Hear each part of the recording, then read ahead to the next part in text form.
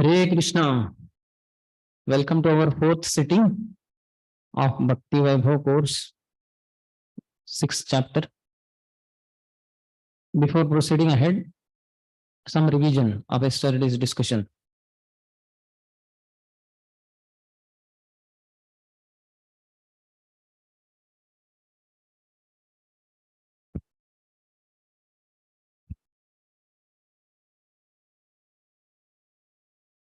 Hare Krishna. Yes, Hare Krishna. So yes, yesterday we very elaborately describes about Ajamila's section. So in that he recognized his mistake, what mistake he has done so much simple, and then he's repenting. Then after that he rectified and then reinstant and then rectified. Reinstating. He went back to Godhead also. Hmm. Hari Bol. Yes.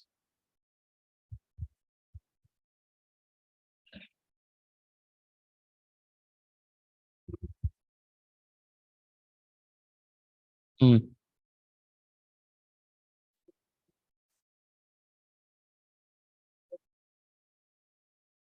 Hmm.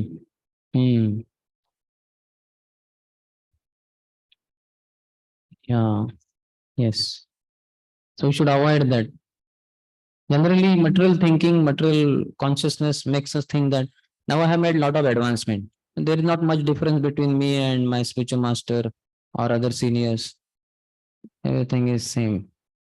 Not a big problem. And sometimes Maya will tell us that we are much better than them also. So that is very dangerous. That way we cannot chant properly. Yes. Yeah, we heard that gratitude makes our heart soft, and if we complain, it makes us hard. So therefore, if we understand the difference between Arthas and Krishna, then our chanting will be very good. Thank you. Any other?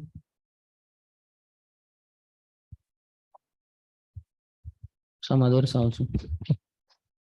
Manmohan Shampru makes nice notes. So he can speak unlimitedly. Devotees are also like Vishnu Dutas because they are carrying orders of the Lord. Yes. So we should treat them like that. Yes. Any other?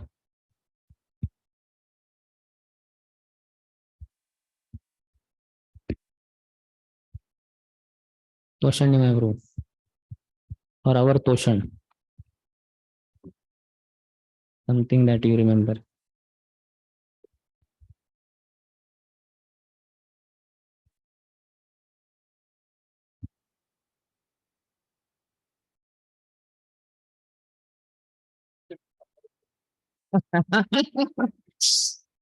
Our favorite discussion.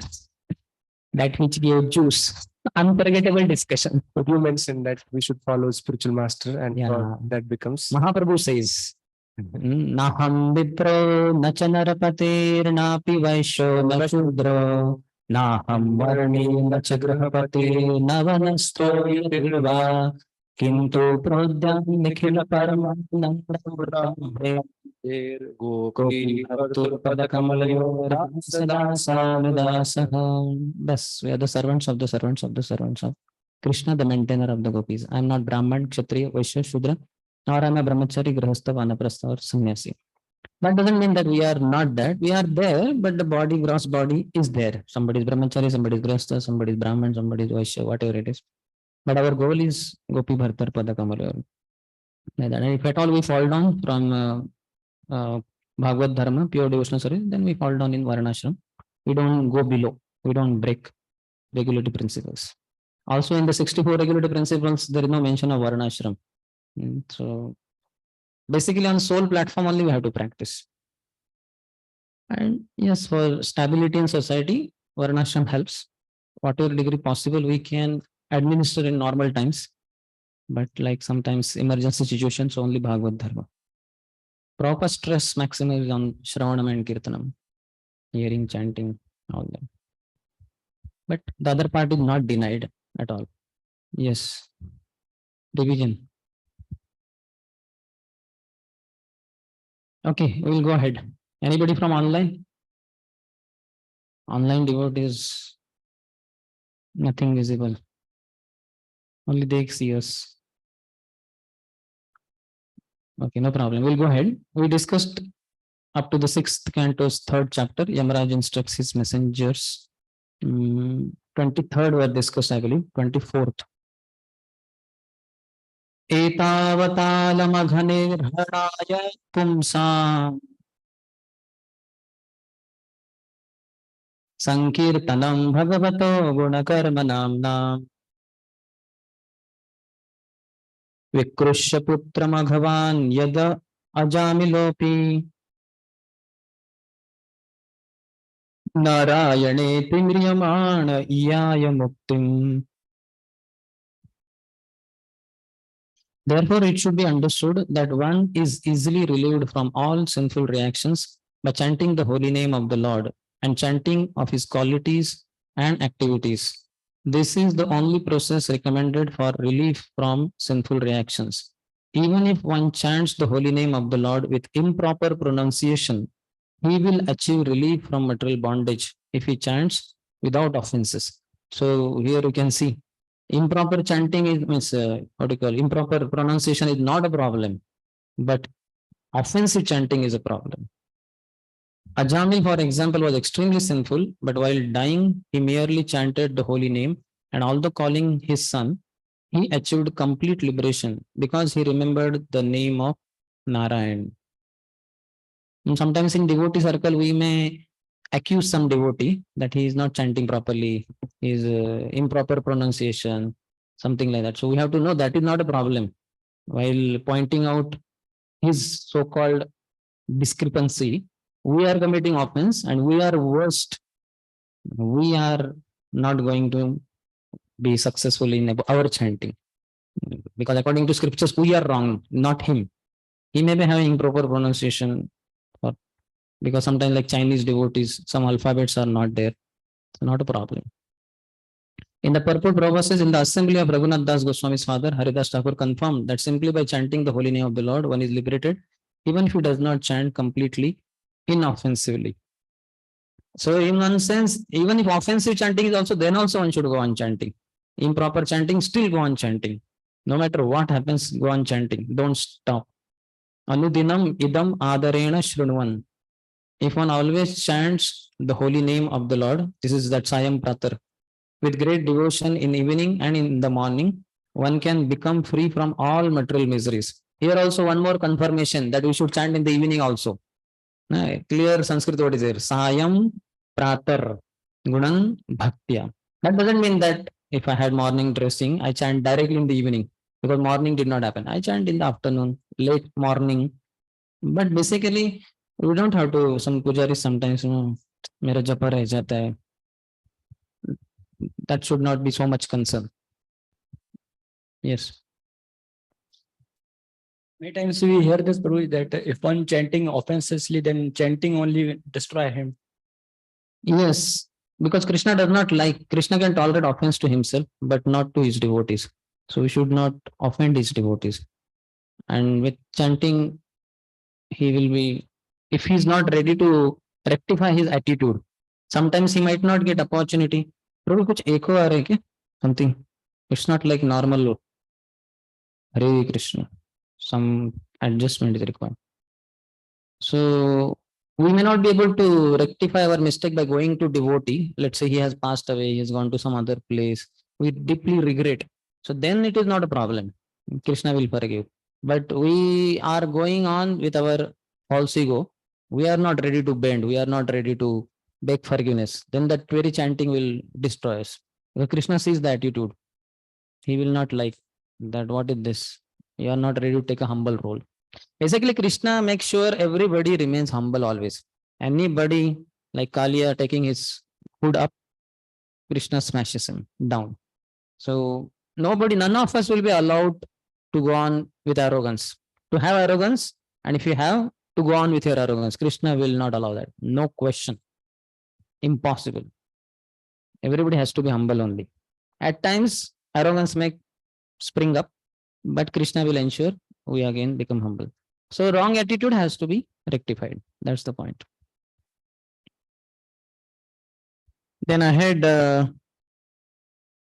After that, Tasmat Sankirtanam Vishnur, he says, Etavatalam Agha Nirharanaya, this verse only. Simply by uttering the name of the Lord, one is freed from all sinful reactions. Then here the word alam, next paragraph, is used to indicate that there is no need of any other process, for the chanting of the holy name of the Lord is sufficient.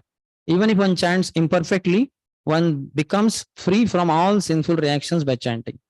One should not stop chanting. Go on chanting, chanting, chanting. This power of chanting the holy name was proved by the liberation of Ajamil. So he did not remember precisely the Lord's kind of conclusion is given, summary.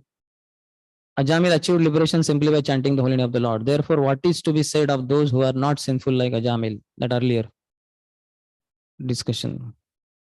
Then next paragraph says the chanting of the Hare Krishna mantra is recommended even for persons who commit offenses.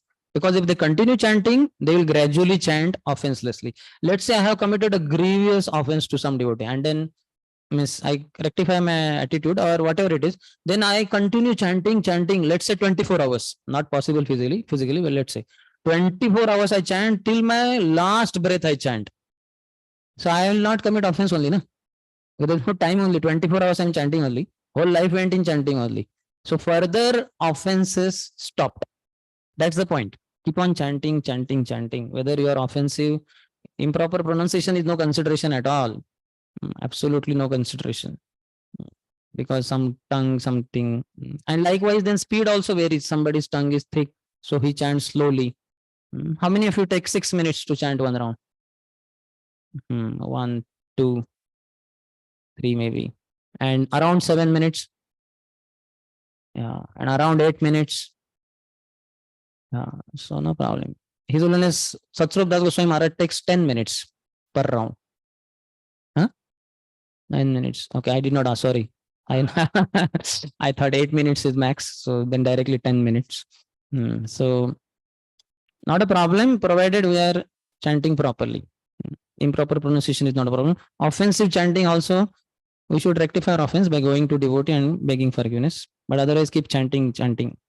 By chanting the Hare Krishna mantra without offenses, one increases his love for Krishna. That is to show you, but he chants more. Non-stop he chanting. He was very humble, humbler than blade of grass. Any in charge of duty department can approach him anytime for any service, waking the Lord up, putting the Lord to rest, or anything in between.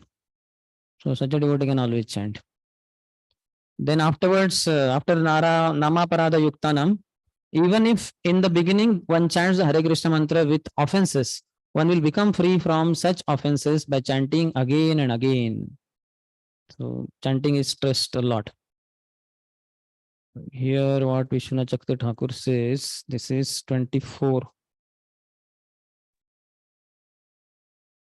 How can chanting only once Nama Bhas destroy all sins? Now you are saying Tan Nama Grahana Dibihi. This means that by chanting, hearing, and other processes of bhakti, all sins are destroyed and a person attains liberation, not just chanting once. Chanting intently, Sankirtanam, the names and qualities of the Lord destroys sins of man. The word alam indicates that even this is not necessary. If one chants only one among all the Lord's names and not correctly, all sins are still destroyed. Because Ajamil's crying out was not proper chanting, and he called for his son named Narayan, not to the Lord. He was sinful, not pure. He was an infamous sinner, not just some Shudra sinner.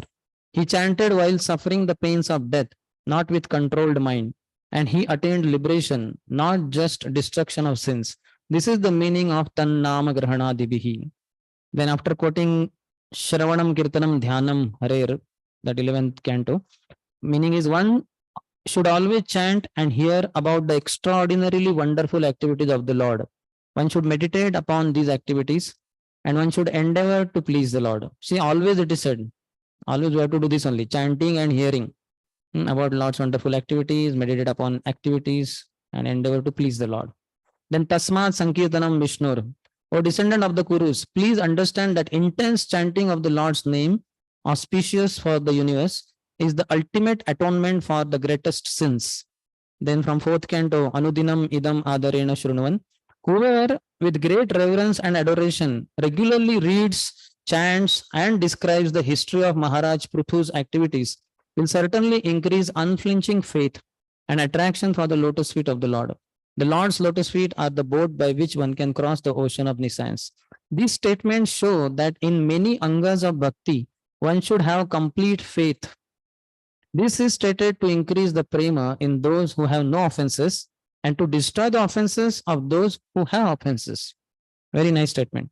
Those who have offenses, they will get rid of offenses, and those who are free from offenses, their prema will increase. Then he quotes Evam Dharmair Manushanam. These constitute actual religious principles by which those human beings who have actually surrendered themselves to me automatically develop love for me. What other purpose or goal could remain for my devoting? So nothing else to be done. Only Krishna, Krishna, Krishna. In the last verse, Bhakti means prema. By saying what other purpose, he excludes liberation. So devotees don't want liberation and all that. The names of the Lord destroy the sin of those who have committed offenses to the name. By tireless chanting of the names, prema will appear. How merciful is the holy name, and all powerful also. Those who have offenses, offenses will be nullified. Those who are free from offenses, for them prema will appear. Then ahead he says, one can become free from all sinful reactions and attain prema simply by remembering the lotus feet of the Lord day and night. The word cha in the above quote means prema as well as destruction of sin. This story shows that by chanting Namabhas once, one attains destruction of sin, the desire for sin, and the root of desire, ignorance, and as well, one attains Sayujya, Salokya, and other types of liberation.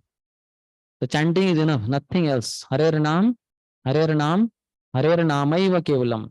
No other thing is required. 25th. Because they are bewildered by the illusory energy of the Supreme Personality of Godhead, Yagyavalkya and Jaimini and other compilers of the religious scriptures cannot know the secret, confidential religious system of the 12 Mahajans. They cannot understand the transcendental value of performing devotional service or chanting the Hare Krishna mantra. Because their minds are attracted to the ritualistic ceremonies mentioned in the Vedas, especially the Yajurved, Samved, and Rigved, their intelligence has become dull. Thus, they are busy collecting the ingredients for ritualistic ceremonies that yield only temporary benefits, such as elevation to Swargalok for material happiness. They are not attracted to the Sankirtan moment. Instead, they are interested in Dharma, Artha, Kama, and Moksha. How fortunate we are given the topmost thing, and by Prabhupada, by Chaitanya Mahaprabhu. Don't have to do any ritual, anything else. Just how could I chant better? How could I become better practitioner? That's what we have to inquire. In the purport, last paragraph, Prabhupada says, especially in this age of Kali, Sankirtan alone is sufficient. If the members of our temples in the different parts of the world simply continue Sankirtan before the deity, especially before Sri Chaitanya Mahaprabhu, they will remain perfect. Haribol. So tomorrow onwards, or today onwards, just be in front of Chaitanya Mahaprabhu. And we are fortunate as for us in our temple, Prabhujis are all on Gaur Nitai side only. To some degree, Vrindavan Chandra, but more or less we are on this side. So we are there in front of the Lord and we are doing Sankirtan, dancing also. So very fortunate. There is no need of any other performances. Nevertheless, to keep oneself clean in habits and mind, deity worship and other regulative principles are required. So first he said no need, but to keep ourselves clean in habits, mind, etc. So deity worship, Pancharatriki Vidhi also. Srila Jiva Goswami says that although Sankirtan is sufficient for the perfection of life, the Archana or worship of the deity in the temple must continue in order that the devotees may stay clean and pure. Srila Bhakti Siddhanta Saraswati Thakur therefore recommended that one follow both processes simultaneously. We strictly follow his principle of performing deity worship and Sankirtan along parallel lines. This we should continue. So clear. Sometimes we may chant and we may say, no, okay, fine. But then some cleanliness is also required, taking bath, washing our clothes, the place where we sleep, so that we are in the mode of goodness also, minimum, like that. But chanting in itself is enough, but it may take time for us to come to direct pure goodness. So meanwhile, these other processes will also help. And also deity worship gives one conception, personal conception. Lord is a person. Yesterday Raisham was saying that Param Drushta Nivadate, that higher test means, according to Vishnu Thakur or some Acharya, means loving the deities. One should be in love with the deities. We are so fortunate, such beautiful deities we have. Radha Vrindavan, Chandra Gaur Nitai, Jagannath Baldev Subhadra. So there, we should remember. So today morning, what was the color of the dress of Radha Vrindavan Chandra in Mangalarti? Green and red, maroon. I don't know what to call that. Maroon maybe, whatever that. Yeah. And then Gaur Nitai's turban was white and you had done. Huh? So we'll not ask him. White and red. White and pink. Okay. And Vrindavan Chandra's?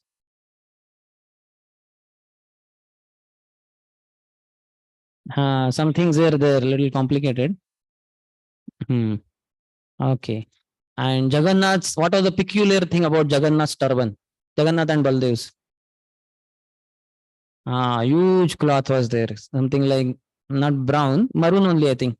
Maroon, brown, huge. And turban was red, no? What was it? Half green. Half green. Jagannath's right was green, I think. And Baldev's left was green. And other side, whatever the color. And what about Vrindavan, Radha Vrindavan Chandra's garlands? Which color garlands? I saw, I'm asking. You might have observed something else. He's watching. He gets daily darshan. As far as I saw from distance, like white, yellow, and in between, I cannot describe properly, but beautiful. Peculiar necklace. Acha, okay, ठीक है. And in Radha Rani's crown, what was there? What kind of crown was she having? Gajra was only there. Nothing else? देख के बता रहा. ठीक है. So we should meditate very deeply. Okay, anyway. So that is 25th. Srila Vishwanath Chakravarti Thakur says, great persons like Jaimini do not know. How is it that writers of scriptures do not know? The powerful and learned are bewildered by powerful Maya. What to speak of the fools being bewildered? Their intelligence is without discrimination because of absorption in the three Vedas, which produce flowers of exaggerated results which are very sweet. In Bhagavad Gita also Krishna says that, what is that? Second chapter? Vedas, Yamimam Pushpitam Vacham Pravadanti Avipashchitah Vedavadarata Partha Nanyadasti iti Vadinah. Ahead. Kamatmana Swargapara Janma Karma Phala Pradam Kriya Vishesha Bahulam Bhogeshwara Gatim Prati. Yeah. So these Vedas talk about flowery language, giving so many fruits, and many people get attracted by that. So even he's saying the Jaimini and others, they also don't know. Therefore, they become involved in great sacrifices like Darsha Paurnamas with great effort, with elaborate materials, mantras, and performance. Vaikaniki. There is no chanting of the name which is easily done. Now you see Darsha Paurnamas. How many of us heard this word earlier? God knows what it is. Some sacrifice. Darsha Paurnamas. So we don't have to know all these things. For us, just Hare Krishna, Krishna Krishna, Hare Hare, Hare Ram, Ram Ram, Hare Hare. We just chant this and tell others to chant. Some questions they ask, so we have some philosophical understanding, we tell. To jada pata nahi, to no problem. Can tell chanting is enough. Today morning, Prabhupada was saying, chanting will reveal that Ishwar, Jeev, Prakriti, Kal, Karma, everything will be revealed in one sense. Yes. So, like generally devotees follow Chaturmas. So if somebody is not able Generally devotee follow. I don't know who follows. How many of you follow Chaturmas? I don't follow. if I had gone to Belgaum, there they follow actually. They follow. So, but I also, if somebody is not able to follow Chaturmas, we just chant, it is okay. Chant?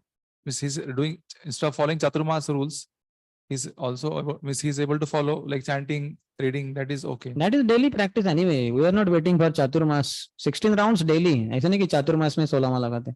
Every day 16 rounds minimum. Chaturmas you can chant more. Otherwise we don't stress so much on that khichdi without salt so much. If you do chanting, that is enough. If somebody is able to do, he may do. In Radha Gopinath temple, when His Holiness Radhana Swami Maharaj saw that some brahmacharis were doing, it seemed that they were cooking khichdi without salt, very simple khichdi, and that also one mouthful or one spoonful. That's all. And Maharaj saw that only few or one or two are doing. Maharaj said, no, you cannot do. You have to follow like other brahmacharis. You also have to take normal prasad and all that, because that leads to pride and all that. Maharaj in another lecture says that if on Nirjal Ekadashi and all that, some Ekadashi or Nirjal Ekadashi, some devotees are fasting fully, and then they look at other brahmachari, other devotees and saying, they are eating and this and that. So this is not good. While fasting from grains, they are feasting on false ego. So my recommendation is to that devotee, Maharaj said in the lecture, that they should eat some vegetables. They should take prasad and be humble. If they can think that, oh, I am so fallen that I need to perform Nirjala Ekadashi. But the other devotees, they may take prasad, they are so exalted. They can take prasad and they are very Krishna conscious. But I am so fallen, so lowly, rich. So I have to do complete Nirjala Ekadashi. So that is okay. If that is leading to humility, no problem. Otherwise, what is the use of this fasting with grains and feasting on false ego? False ego is our greatest enemy between Krishna and us. He says, Mat chitta sarva durgani, mat prasada tarishyasi, atachettu ahankara, na shrosasi, vinangshasi. By my grace, you will overcome biggest of the obstacles. Mat chitta sarva durgani, sarva durga, all obstacles. Mat prasadat, by my mercy, tarishyasi, you will cross over. Atachettu ahankara, but falling prey to ahankar, false pride, that I am such a great soul. Na shroshyasi. The sign of ahankar is not hearing about Krishna, not hearing about Hari Guru Vaishnavas. That's why hearing is very important. The classes like this, we should come and hear morning Bhagavatam class, Brahmacharya class, whatever. Because ahankar, the sign of ahankar is na shroshyasi. One does not hear. One does not hear classes in general, and one does not hear Krishna's instructions coming in parampara in particular. Then na shroshyasi, vinangshasi. You will be destroyed. You will be destroyed. You will not be able to continue with your devotional practices. So we don't worry so much about Chaturmas. Yeah, you are free to do that, but don't feel proud that I am so great. Others are eating.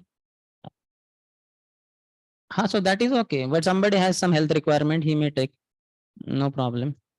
Or otherwise, it is also, it seems like nature also, like in that month, if you take curd and all, it will create some problem also for your body. It is that biological also, but more than that, it is somewhat Vedic concept. One day, one devotee in Adhik Mas, one brahmachari told me, Prabhu, now Adhik Mas, so I have decided to not take sweets for this whole month. I said, Hari Bol, I will take all those sweets of your quota in this month. And he was wondering, Hari, हाँ आप नहीं लेंगे ना तो वो sweet बचा रहेगा तो मैं लूंगा आपका वो Kota. Prabhupada said we will eat our way on Golok Vrindavan or dance our way. So no need to worry too much of austerities. You are okay, na? I hope I am not offending to the lotus feet of all the austere great souls who may be doing Nirjala every month, every Ekadashi. For them, Panda Nirjala Ekadashi is nothing. अरे हर एकादशी को मैं निर्जल ही करता हूँ. है कोई निर्जल करने वाले? कोई नहीं, सब 40+ है. अच्छा है, एक भागवत बैठे इधर. तो पहले हम करते थे, बाद में गए. So you have to be humble basically. Whatever you do, remain humble. Radhe Radhe बोलो, छोटे बन के रहो. Then no problem. You do all fasting, you do no fasting, no problem. But sticking to the instruction of the Guru, as I was stressing a lot yesterday, is very, very important. Nothing else matters but the pleasure of the spiritual master, as that Vyavasayatmika Buddhi. What is that line Prabhupada was inspired by? One's advancement in Krishna consciousness depends on the, that is there, but in this context, Vishnu Shakti Thakur Pad says, Prabhupada, advancement, pleasure of the self-realized spiritual master. So he should be pleased. Yasya prasadat Bhagavad Prasado. That's why that statement, if the spiritual master wants you to be in a palace and you are attached to being in a hut or below tree, that is not good. You have to be in palace. If spiritual master wants you to be under a tree, but you are attached to being in palace, then that is not good. Having, huh? Yes. Okay, so 26th.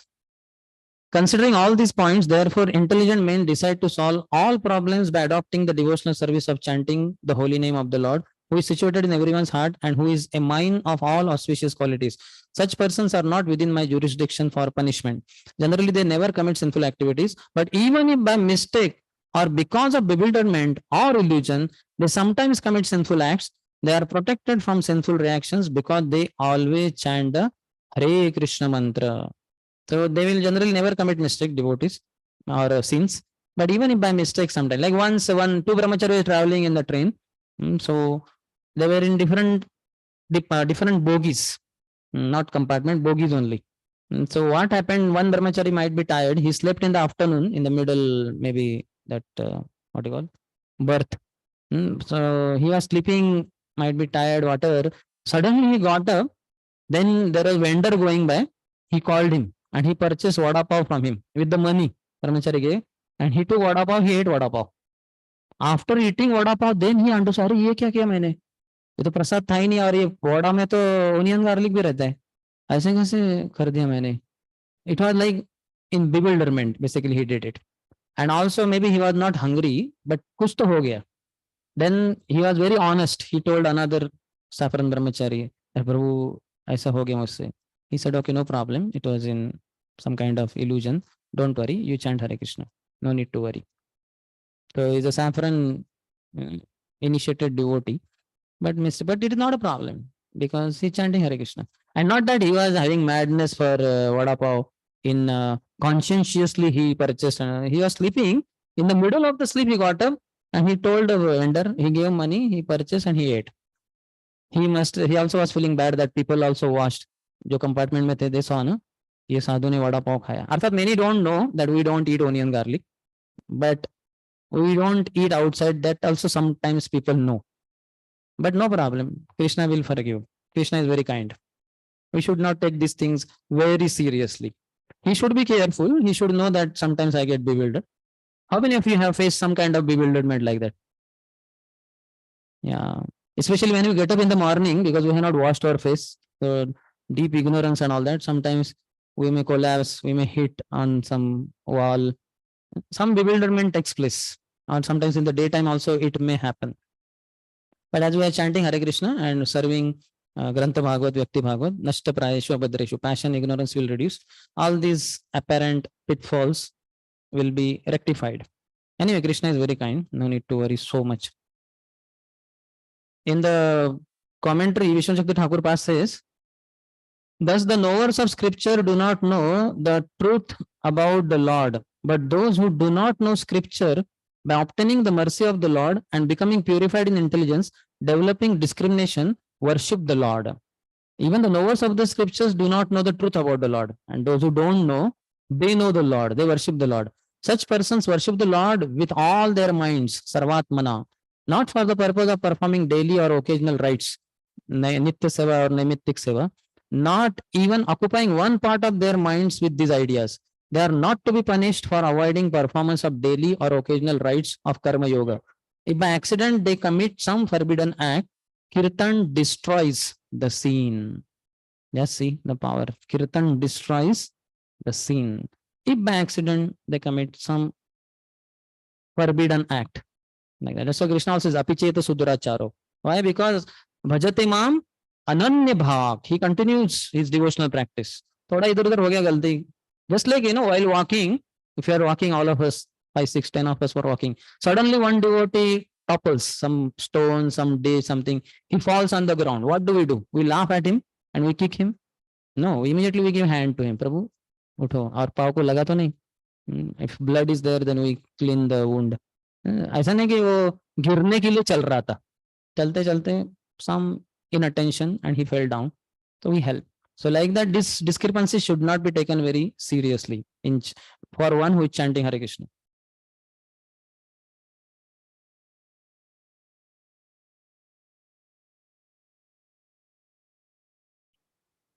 So many glories of the holy name are told. And this should increase our faith as well as our broadness, broad-mindedness. How we should be all accommodating to a devotee who is having sincere desire to go on chanting, despite all the pitfalls, drawbacks, fall downs, something like that. In fact, if you want the biggest conviction, you read that Apichit Sudaracharo and Krishna Manmana Bhava Madbhakto Sarva Dharman Parityajya. How no matter what sin the devotee does, Krishna is always forgiving.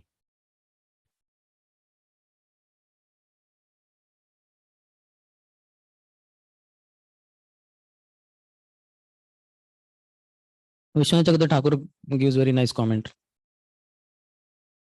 Then 27th is about glories of devotees.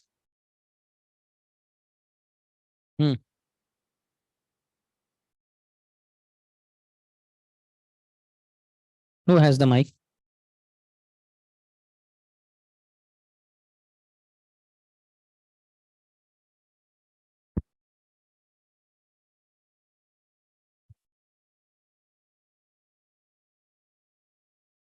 Till what point Krishna forgives the offenses or like the mistakes? For All the time. examples. But Provided your attitude is of sincerity. You tell Krishna, Krishna, I am yours. but there are some like cases like Chota Haridas where we He was see a that- sannyasi. So and Mahaprabhu wanted to set example for all his followers. yeah, so that's why I mean like which mistakes will be So that's what, forgiven? but now if you see Yes. Kala Krishna Das, he was physically touching and he was touched by women, but he was forgiven. And there, that case, Chota Haridas did not touch that girl at all. He only looked once lustfully. He talked also. He talked that It is was- Madhvi Devi was not a problem. Prabhupada writes in mentions in one lecture. In one of the That lectures. is not with Madhvi Devi. There was a girl sitting at the door. He And did not talk. He glanced was- lustfully. Prabhupada mentions that there he was talking. Actually, he As far as I remember reading, he just looked once so lustfully. why in that case it He's was a sannyasi and he's Mahaprabhu's follower. so for the sannyasis and those who are renounced saints, for them such activities are not been forgiven like that. Like what is that? Lord is always merciful. They should not do that purposefully, intentionally. But ho gaya, galti se, bewilderment mein, illusion mein, this and that. So Krishna will see. And as far as ISKCON scenario is concerned, it's an organization. So for the sake of being an organization and others' statements, etc. So some action might be told to that person. But otherwise, Krishna is concerned, Krishna is very merciful, provided attitude is proper. One repents like anything. That apicheta suduracharo, that is the point, basically. He committed some mistake, somehow it happened. He got bewildered. Krishna is very merciful.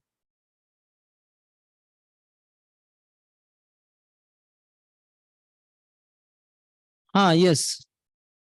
But no,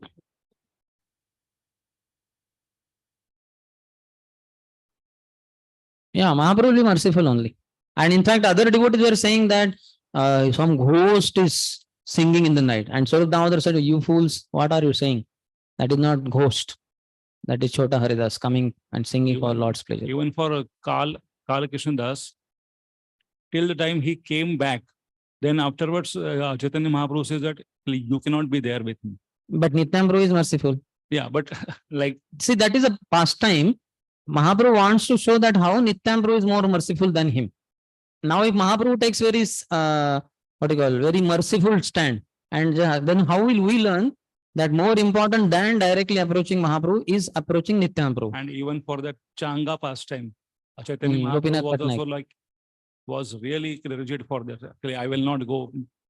So it like there are some cases where Chaitanya Mahaprabhu like the most magnificent incarnation, but he will become very hard to like Because they are his direct associates, and through them he wants to set some norm, some example for others. Otherwise, see, if this kind of examples are not there, all of us will become very casual, चलता है, it's all okay. After all, our Lord is महावदन्य है, हमें चिंता करने की जरूरत नहीं. जैसे हमारे इस्कॉन में इन जनरल भी होता है ना, अरे हम तो पूरा संसार तो हमारे बाप का ही है, कि कृष्णा का ही है ना, तो हम कभी गाड़ी चलाते समय वगैरह अरे क्या क्या traffic rules and all, no we have to follow the state laws.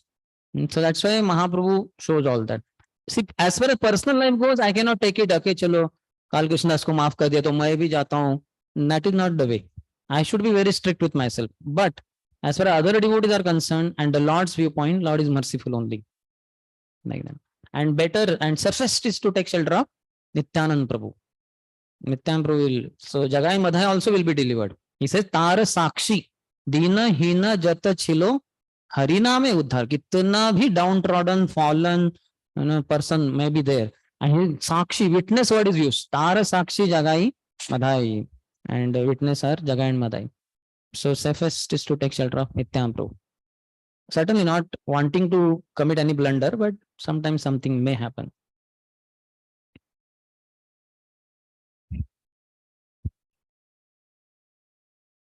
Attitude of sincerity and attitude of not having sincerity after committing sin or mistake. Basically, one does not accept, then he is insincere. He tries to hide it, he tries to cheat and all that. That day, Kamal Lochan Prabhu spoke all that, and at the end, I asked him a question also, means personally, not in the public, like that. So, otherwise, one feels remorse. One who is sincere, he feels bad that yes, मुझसे गलती हो गया, and he submits. He presents in front of his superior and says, "I am ready for any punishment, but please don't take me away from devotee association. Let me be here and all that." So that is sincere person. But one who is insincere is does not agree only. क्या है, मैंने अकेले नहीं थोड़ा ही किया, अरे सब करते हैं ऐसे तो मुझे क्यों आप ही बोल रहे हैं? So this kind of tone is not good. Arrogance. One should humbly submit. Yes, हो गया गलती.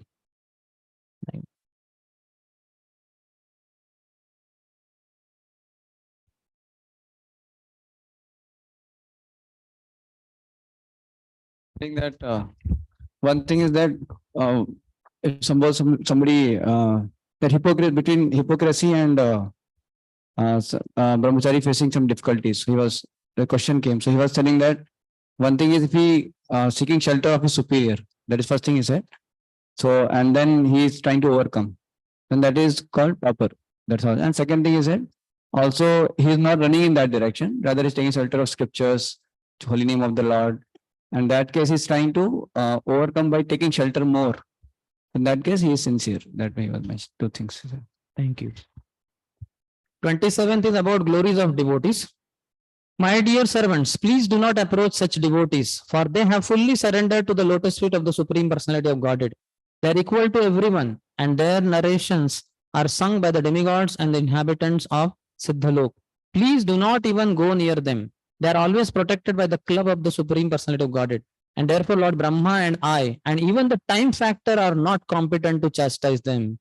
See, Brahma anyway demigod, and Yamaraj certainly king of death, something powerful. And time factor is Krishna himself.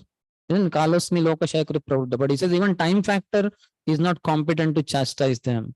That's why yesterday I quoted Prabhupada's statement in NY. A preacher of Krishna consciousness is beyond the clutches of death. So even death and nothing else can trouble a devotee. Some other places it says Lord Vishnu has a club and chakra to punish non-devotees. So in the case of Parikshit Ambrish Maharaj, it is said Lord had given his chakra to him only to use. And he did not use his chakra, but Lord sent for killing Durvasa Muni, another one. In the commentary, Vishwanath Thakur Pas says, whatever you have done up to this time can be left as it is by good fortune. He is telling Yamadutas. ठीक है, गलती से तुमने अजामिल को ये किया, अभी छोड़ो जो हो गया. From now on, please listen to what I instruct. Gathaha means narrations. Their pure narrations are recited by the Devatas. They see equally the happiness and suffering of themselves and others. They are protected by the club of the Lord. I think the servants of Vishnu have forgiven you for your one offense today. But if you again approach the devotees, then you will be crushed by the club of the Lord situated in their hands. We, including even Brahma and time, Vayaha, the controller of Brahma, cannot punish them. See, Yamaraj himself saying, glories of devotees. Then 28. Paramhamsas are exalted persons who have no taste for material enjoyment and who drink the honey of the Lord's lotus feet. My dear servants, bring to me for punishment only persons who are averse to the taste of that honey, who do not associate with Paramhamsas and who are attached to family life and worldly enjoyment, which form the path to hell. So attachment to Paramhamsas is very, very important. So that's why we should be very attached to Guru, should be very attached to senior devotees. They are our saving grace. In the times of troubles, we will be saved by them. Paramhamsa kulaihi. That is the word. In the purport, Prabhupada says, the devotees who always lick the honey at the lotus feet of the Lord, who are equal to everyone and who try to preach Krishna consciousness because of sympathy for all living entities. And last line, he says, in conclusion, one should try to associate with persons who engage in devotional service 24 hours a day. So how many of you know one such devotee who is engaged 24 hours a day in devotional services? Only 2 and 3, 4, 5, and others don't know. 6. Now one person I'm asking. And next question is, how much you associate with him? Time, daily basis, average. One thing, sometimes he may be physically available, otherwise hearing his lectures, watching the videos. Watching videos means hearing. So that is very important. That is our saving grace. Otherwise, we can take Diksha once in lifetime and say, हो गया Diksha. हमारे Guru Maharaj तो हमेशा ही exalted है. No, we have to be in touch. Otherwise, Maya will be in touch with us. She will not give up her touch. Quality? Yes. But at least to begin with quantity. Quantity is there, that means some hope of quality is there. Prabhupada said also in one place, without the quantity, where is the question of quality? Acha, online. Yeah, so that should be also there, Pranipat, Pariprashna and Seva. But in case that is not possible or difficult or situations are also different, then at least wherever we are from there, at least the heart is longing for association. That is the way. And that will be seen when physical association is available, how one takes very sincerely also. Then what 29, 28? Okay, 29th. You can repeat after me. Jivanavakti Bhagavad Guna Namadheyam Chetasya Nasmarati Taccharanarvindam Krishnaya no namati yashiras ekadapi Tan anayadhvam asato akrut Vishnu krutyan. So in this verse, clear cut, who should be brought? My dear servants, please bring to me only those sinful persons who do not use their tongues to chant the holy name and qualities of Krishna, whose hearts do not remember the lotus feet of Krishna even once, and whose heads do not bow down even once before Lord Krishna. Send me those who do not perform their duties toward Vishnu, which are the only duties in human life. Please bring me all such fools and rascals. Earlier verse said how we should not bring devotees, and here he says who should be brought. In the purport, Prabhupada towards the end says, one who does not chant the holy name of Vishnu, Krishna, who does not bow down to the deity of Vishnu and who does not remember the lotus feet of Vishnu is punishable by Yamaraj. In summary, all Avaishnavas, persons unconcerned with Lord Vishnu, are punishable by Yamaraj. And in the commentary, Chakravarti says, bring those who have not chanted even once the name, and even if their tongues are not active, bring those whose minds have not remembered the Lord. Sometimes tongue may not be active, but mind they have remembered the Lord. So not them then. If their minds are disturbed, then at least bring those who have not once bowed down their heads to the Lord. Sometimes mind may be disturbed and one may not bend down or one may not be able to think of Krishna, but he is bowing down at least with the head. Any example comes to your mind? Miss something related? Shrikant Sen. When he reaches Jagannath Puri, when he sees Lord, He pays obeisances, but pays obeisances with upper cloth, which is not proper. And Govinda corrects him, hey, come on, take out that upper cloth. Mahaprabhu says, oh, don't tell him, he's already disturbed. So leave him. Why was he disturbed? Yeah, Shivanand saying there was some delay in his service to Nityam Prabhu. Nityam Prabhu became angry, and after Shivanand Sen reached there, he just kicked him in the stomach. Seeing this, Srikant Sen was very disturbed. How can he kick my uncle like that? So even if one is disturbed in the mind, if he is bowing down to the Lord, Lord says that is enough. The word once should be understood for all the statements. So at least once you should have chanted all this, Jiva, Cheta, Krishnaya. So you can see how, body, mind and words. Shira means body, Cheta means mind, and Jiva means words. So with our body, mind and words, at least once we should have done service to Krishna. So here is saying once should be understood in all for all statements. Bring those who have not done any service to Vishnu, either purely or at least as the predominant process. Those to be punished are the non-Vaishnavas. Once can be interpreted as once in a lifetime, once in a year, or once in a day, according to different opinions. Different acharyas have mean different thing. But even once in a lifetime, also some acharyas have said. Then 30th. Then Yamaraj, considering himself and his servants to be offenders, spoke as follows, begging pardon from the Lord. O my Lord, my servants have surely committed a great offense by arresting a Vaishnav such as Ajamil. O Narayan, O supreme and oldest person, please forgive us. Because of our ignorance, we failed to recognize Ajamil as the servant of your lordship, and thus we have certainly committed a great offense. Therefore, with folded hands, we beg your pardon. My Lord, since you are supremely merciful and are always full of good qualities, please pardon us. We offer our respectful obeisances unto you. Purport. Lord Yamaraj took upon himself the responsibility for the offense committed by his servants. How many of you have done that? Your subordinate working under you did some mistake and you begged forgiveness from the person.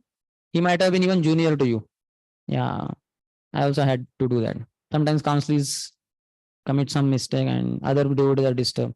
I say, Prabhu, please forgive me. And नहीं प्रभु आपका दोष नहीं, प्रभु आपके counsellee का. But ठीक है, हमारे साथ है ना वो, हम ही उनके सर्वेंट हैं, so please forgive. So we have to take the blame on ourselves. Nyaya Shastra confirms Prutya aparadhe swamino dandaha. Any example from scriptures? Mistake of the Jai Vijay, the doorkeepers of Vaikuntha. Apparently, there are some mistake. And Lord, what he says, Lord Narayan, to four Kumaras, I am ready to lop off my hands if you so feel that the offense is so severe. I am ready. Just see.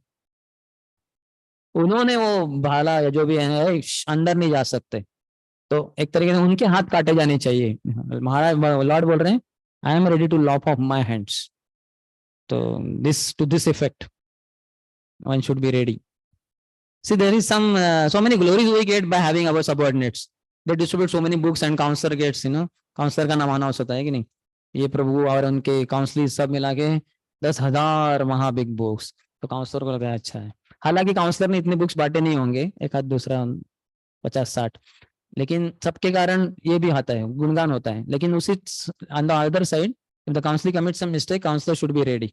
He should not सारे हो तो उनका mistake है, उनको बोलो ना, मुझे क्या नहीं. One should be ready for both thing also. So that is 30th, for which our Vishwanath Chakravarti Path says, Tat, may the Lord forgive me along with my followers who are very bad persons, su apurushahi, for acting improperly, asat kritam. Out of ignorance they have done this. They are folding their hands now. But one forgives only those who should not be punished. No, forgiveness is the quality of the greatest person. Another version has Swanam Mahaha.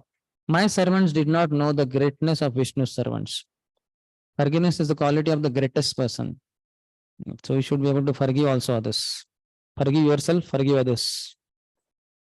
31st to 35th, 5 verses talk about Shukdev Goswami glorifying the process of chanting. And especially 31st is the most auspicious Sankirtan moment. Tasmat Sankirtanam Vishnar Jagan Mangalam Amhasam Mahataamapi Kauravya Vidhai Kantika Nishkritam. Shukdev Goswami continued, my dear king, the chanting of the holy name of the Lord is able to uproot even the reactions of the greatest sins. Therefore, the chanting of the Sankirtan moment is the most auspicious activity in the entire universe. Please try to understand this so that others will take it seriously.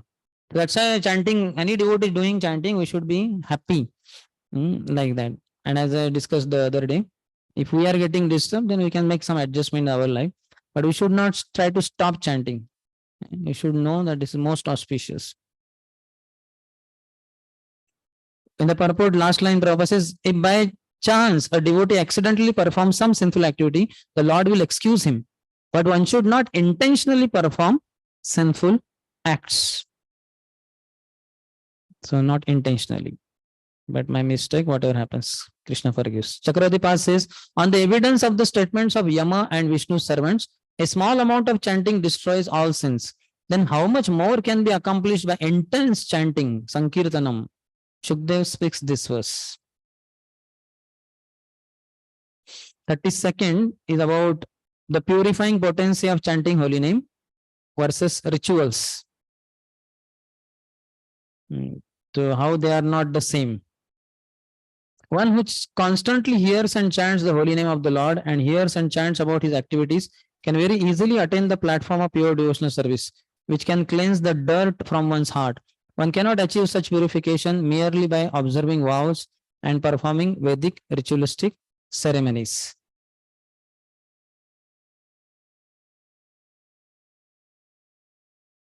Prabhupada says, even if one chants the Hare Krishna Mahamantra offensively, one can avoid offenses by continuously chanting without deviation.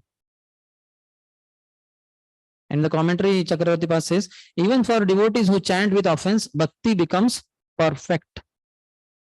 Eventually, it will become perfect. So no need to worry. 33rd is how devotees don't return to sinful acts, but karmis do. Devotees who always lick the honey from the lotus feet of Lord Krishna do not care at all for material activities, which are performed under the three modes of material nature and which bring only misery. Indeed, devotees never give up the lotus feet of Krishna to return to material activities. Others, however, who are addicted to Vedic rituals because they have neglected the service of the Lord's lotus feet and are enchanted by lusty desires, sometimes perform acts of atonement. Nevertheless, being incompletely purified, they return to sinful activities again and again. And the purport Prabhupada says, a devotee's duty is to chant Hare Krishna mantra. That's all, our only duty.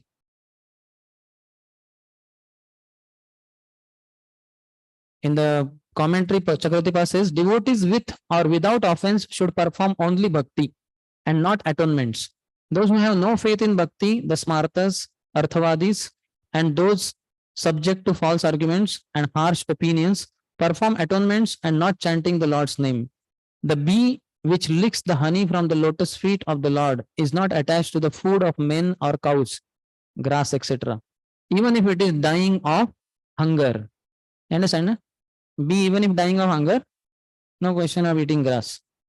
But because attached to the licking the honey from Lord's lotus feet. So these karmis or arthavadis, etc., they are like these bees. And they are not like the bees. They are attached to all these other things. Similarly, the devotee does not enjoy material objects which he has rejected, though he enjoyed them in his previous condition, since he is situated in bhakti. This meaning is derived from the use of the verb ram, to enjoy. Though the Kanishta Adik Bhaktas engage in material actions, they do not enjoy them. So Kanishta Adhikari is also very exalted.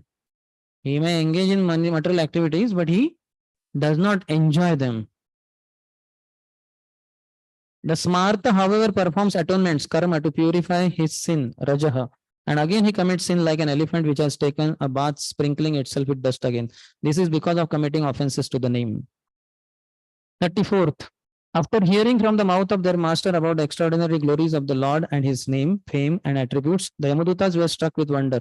Since then, as soon as they see a devotee, they fear him and dare not look at him again. The Yamadutas have given up the dangerous behavior of approaching devotees. For the Yamadutas, a devotee is dangerous. Amazing. And in the, okay, there's not much commentary. And 35th, he says, when the great sage Agastya, the son of Kumbha, was residing in the Malaya hills and worshipping the Supreme Personal Godhead, I approached him and he explained to me this confidential history. Who is saying this? Shukdev Goswami. So it was once upon a time that happened. Okay, any question? Other will proceed to 4th chapter. Holy name section is over, Ajamil section.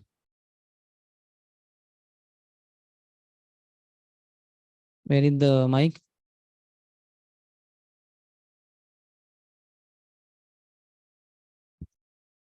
Just like we are discussing this fasting and all. So it happens in our case that neither we are too austere.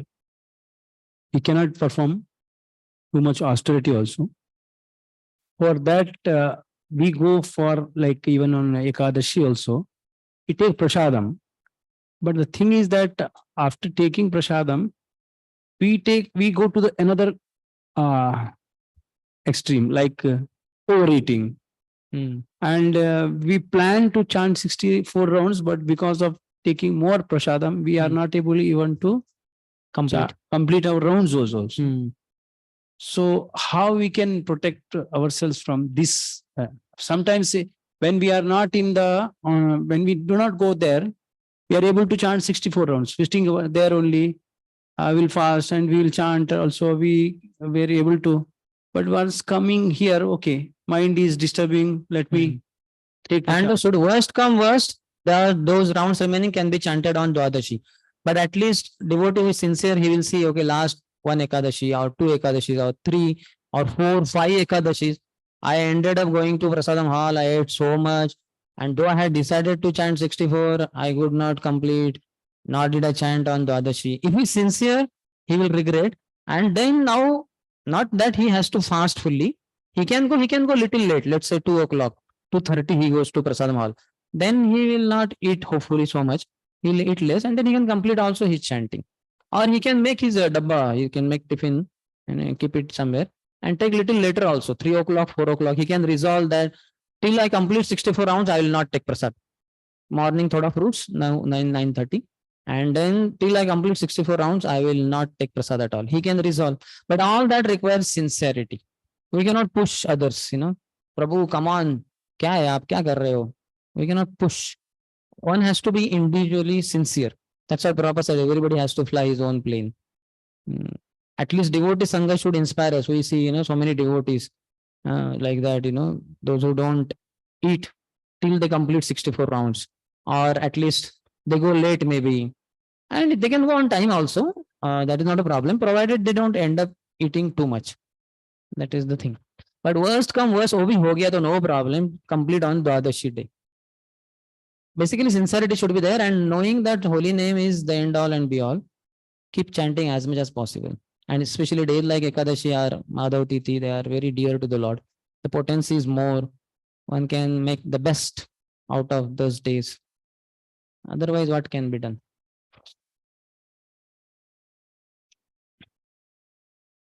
Sincerity, Prabhupada, is sum total of all good qualities. And Prabhupada says, if one devotee asks Prabhupada, what if I don't have determination? Prabhupada said, then you are animal. Human beings means they have determination. They have to have. So some data, and we are in the assumption of determined devotees. Our determination should keep growing, growing, growing, growing. With the days, months, years, decades passing by, our determination should grow. That's what is the sign of our taking association. If we are associating with nice devotees, but our determination is not growing, that means there is some problem. We are not taking association, or we are not taking association seriously. That's why our determination is not growing. Yes.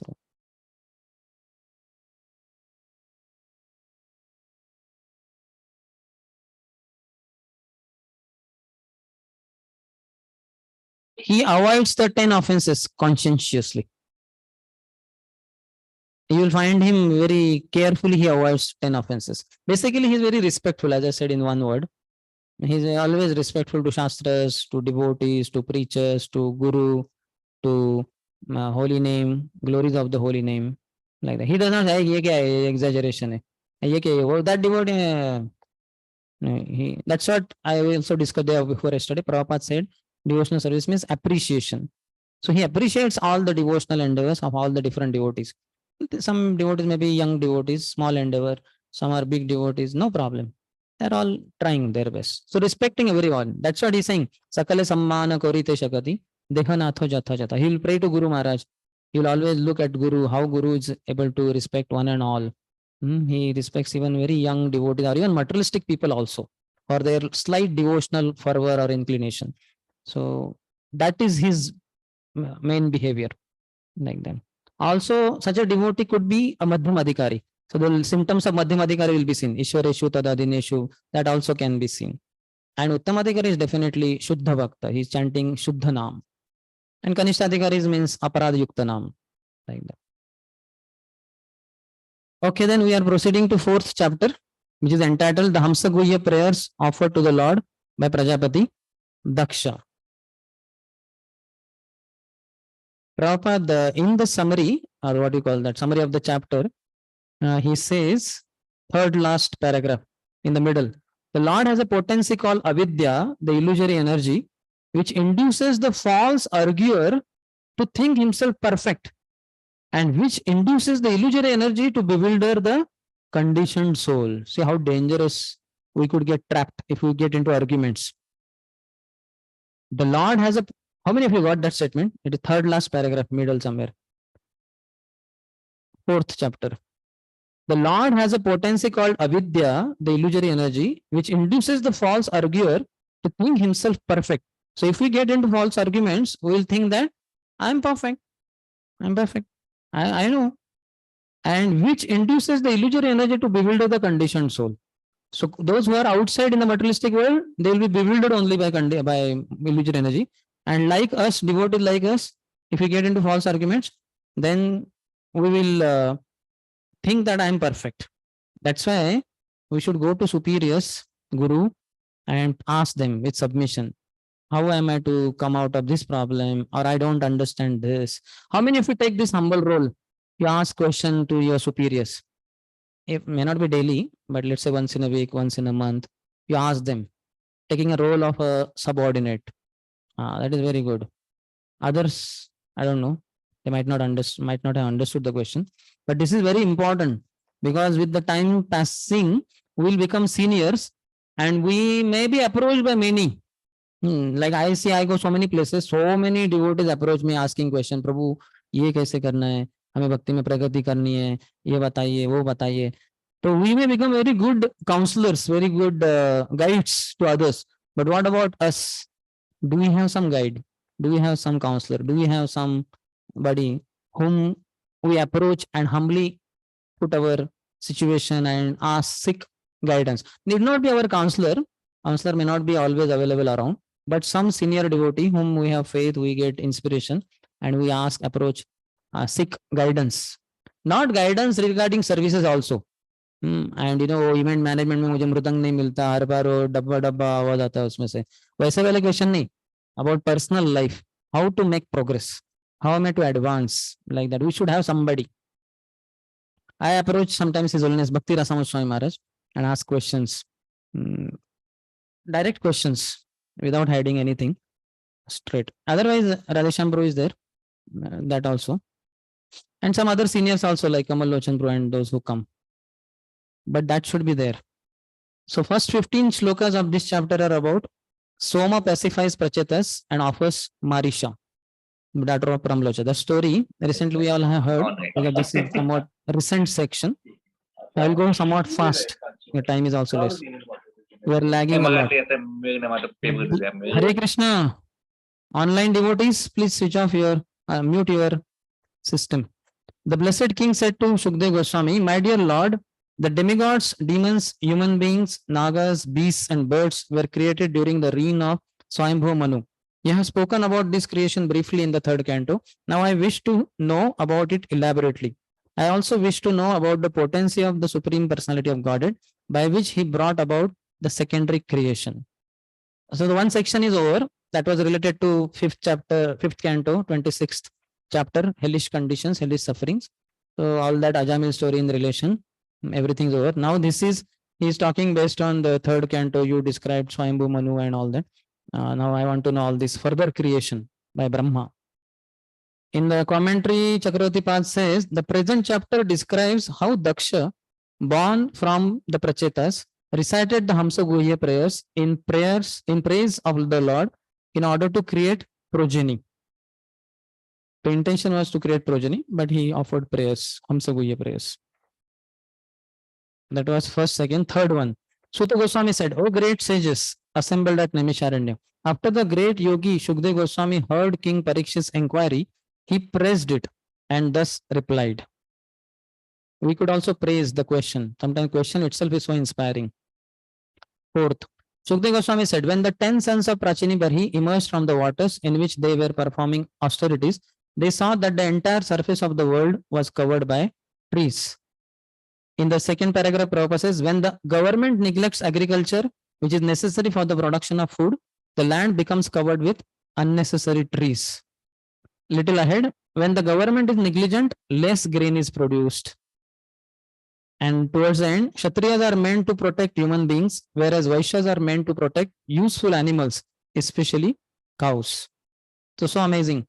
Kshatriyas protecting men, Vaishyas protecting animals. Fifth one. Because of having undergone long austerities in the water, the Prachetas were very angry at the trees. Desiring to burn them to ashes, they generated wind and fire from their mouths. Purport Prabhupada says, third line around. Although devotees undergo severe tapasya, however, they are vimanyavyaha, sadavaha, which means that they are never angry. So we may perform austerity, we can check if the jnana contamination is there in our spiritual practice, then by whatever austerity we do, full fasting on Ekadashi or whatever else, getting up too early in the morning, 1 o'clock, 2 o'clock, or sleeping late night, whatever the austerity, if it is leading to anger, that is not good. That means the jnana contamination is there in us. Here it is different. Don't blame Prachetas. And after quoting Titikshava Karunika, he says, a sadhu, a devotee is never angry. Actually, the real feature of devotees who undergo tapasya, austerity is forgiveness. So the Kshatriyas are famous for their anger, not being able to tolerate anything, whereas Brahmanas, ours is Brahmanical culture, should be able to tolerate many provoking situations. Greatness of a person has to be estimated by his ability to tolerate provoking situation and going far beyond, able to forgive those who apparently gave us some trouble. Forgive them. Mahaprabhu recommends that they not become angry while preaching. While preaching, especially people will insult us. They will say anything. They'll say you're a salesman. You people are parasites. You wasted government seat. If you wanted to become brahmachari only, why did you go to university? Engineering बन के क्यों एक seat waste कर दिया, government का पैसा बर्बाद कर दिया. So like that they will accuse us a lot. So one should not become angry, especially while preaching. And towards the end, after quoting that Trunadapishuchi, those engaged in preaching the glories of the Lord should be humbler than grass and more tolerant than a tree. Then they can preach the glories of the Lord without difficulty. Vishwanath Chakravarti Thakur says, because of their austerities, they became filled with anger. These Prachetas. They performed 10,000 years of austerity underwater. So they became angry. Sixth, my dear King Parikshit, when Soma, the king of the trees and predominating deity of the moon, saw the fire and wind burning all the trees to ashes, he felt great sympathy because he is the maintainer of all the herbs and trees. To appease the anger of the Prachetas, Soma spoke as follows. In the purport, Prabhupada says, it is due to the moonshine that trees and plants grow very luxuriantly. Therefore, how can we accept the so-called scientists whose moon expeditions have informed us that there are no trees or vegetation on the moon? How can we believe that the maintainer of vegetation has no vegetation on his own planet? है कि नहीं? जो सब्जी बेचने वाला आदमी है उसके घर में ही सब्जी नहीं है, ऐसे कैसे हो सकता है कि नहीं? लॉजिकल और नॉट? उसकी पत्नी रो रही है क्या हमारे घर में सब्जी नहीं होता कभी, ऐसे कैसे हो सकता है? उसके घर में तो फुल लॉकडाउन में भी सब्जी होना चाहिए. What to speak of in normal times? The Prabhupada is challenging scientists. And in the commentary, Vishnu Thakur says, the word eva is used because it was impossible to appease the prachetas by kind words.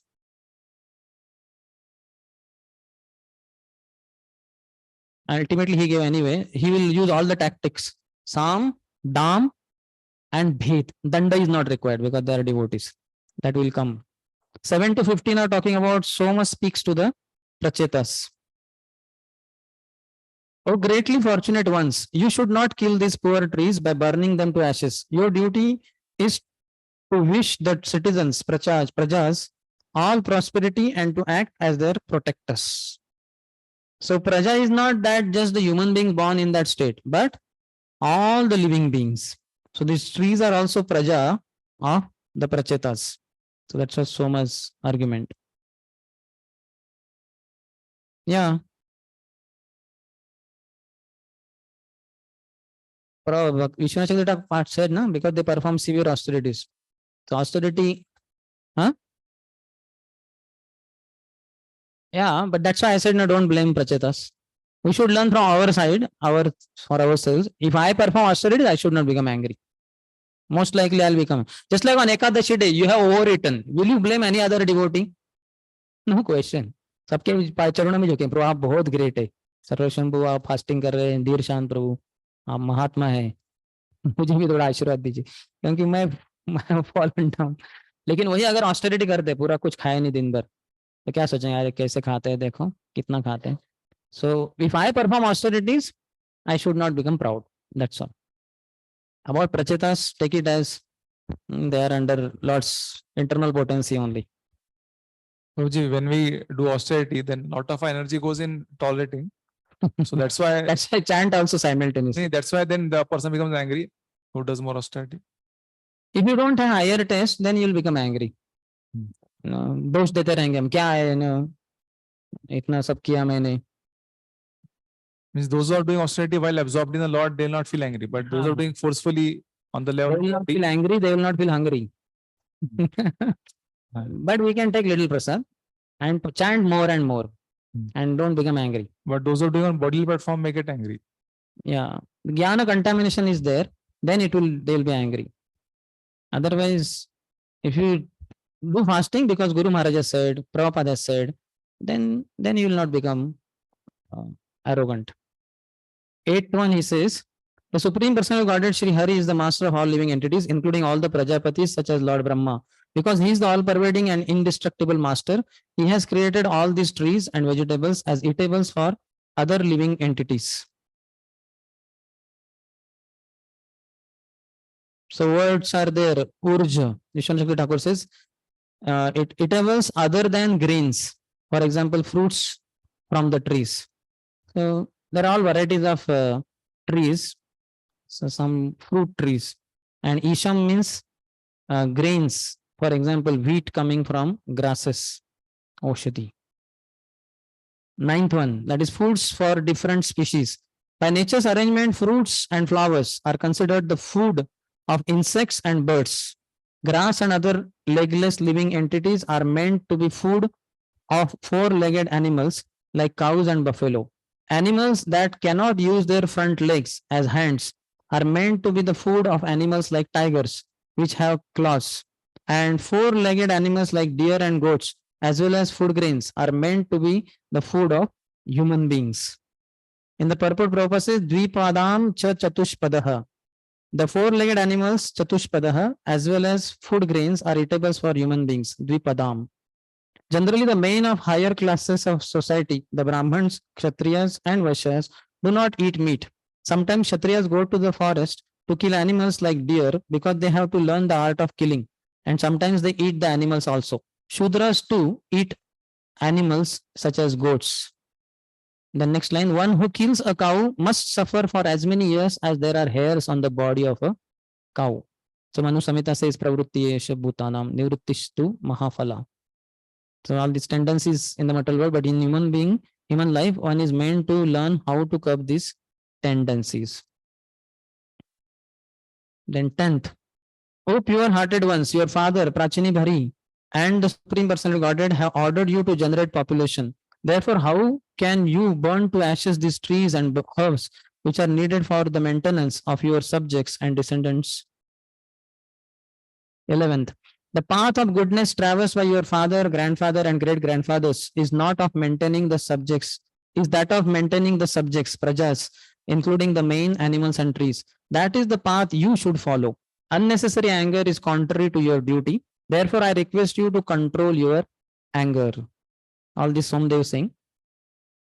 Vishwanath Chakravarti Thakur says, follow the path of patience employed by your father and ancestors. Be patient a little bit. Then 12th, as the father and mother are the friends and maintainers of their children, so he is giving 5 examples. The first one, father and mother are the friends and maintainers of their children. As the eyelid is the protector of the eye. Third, as the husband is the maintainer and protector of a woman. Fourth, as the householder is the maintainer and protector of beggars. And fifth, as the learned is the friend of the ignorant, so the king is the protector and giver of life to all his subjects. The trees are also subjects of the king. Therefore, they should be given protection. And Vishnu Chakravarti Thakur says, you cannot destroy them. Prabhupada in purport says, it may also be noted that the beggars who should be maintained by the householders are not professional beggars, but sannyasis and brahmins to whom the householders should supply food and clothing. That does not mean that householders should not give to beggars. They should give, but that is not exactly it means. Bhikshuk is not that beggar like the way we have the world today has, but the brahmanas and sannyasis, they are the main ones. They give knowledge also in return. But as such, Grihastha's duty is to maintain everybody also, everybody else in society. And now next 3 verses he talks about Sam, Bhed and Dam or Dan. Here the Sam comes in the 13, the technique used by Soma to appease Prachetas. The Supreme Personality of Godhead is situated as the super soul within the cores of the hearts of all living entities, whether moving or non-moving, including men, birds, animals, trees, and indeed all living entities. Therefore, you should consider every body a residence or temple of the Lord. By such vision, you will satisfy the Lord. You should not angrily kill these living entities in the forms of trees. Purport middle Prabhupada says, since everyone's body is the residence of the Supreme Lord, one should not destroy the body because of unnecessary envy. That will dissatisfy the super soul. In the outside world, people kill only each other. So much of envy. Then 14th is talking about Bheda, technique of dissension. One who inquires into the self-realization and thus subdues his powerful anger, which awakens suddenly in the body as if falling from the sky, transcends the influence of the modes of material nature. So he knows he's not body. When one becomes angry, he forgets himself and his situation. But if one is able to consider his situation by knowledge, one transcends the influence of the modes of material nature. One is always a servant of lusty desires, anger, greed, illusion, envy, and so forth. But if one obtains sufficient strength in spiritual advancement, one can control them. One who obtains such control will always be transcendentally situated, untouched by the modes of material nature. This is only possible when one fully engages in the service of the Lord. Mam chayo abhyavicharena. Prabhupada quotes that. And Vishwanath Chakravarti Thakur Pad says that one should pacify anger by deliberation on the Atma. I will surpass the gunas by doing this, otherwise destroyed by the gunas. So I should know I am not body, I am soul. If at all I am angry, that is in relationship with the body, gross body or subtle body. Somebody has not done according to my liking, so I become angry. Somebody went against my pleasure, so I become angry. So I am different, I am soul. And last 15th in this section, he says, he uses dam or dan also. There is no need to burn these poor trees by any longer. Let whatever trees still remain be happy. Indeed, you should also be happy. Now here is a beautiful, well-qualified girl named Marisha, who was raised by the trees as their daughter. You may accept this beautiful girl as your wife. So this is dam or dan. Having seen that Bheda did not pacify their anger, Soma uses dana giving gifts. She was considered the daughter of the trees, Varkshi. Vriksha is tree. So Varkshi. She's Vakshi. Because she was raised by the trees. Okay. Any question?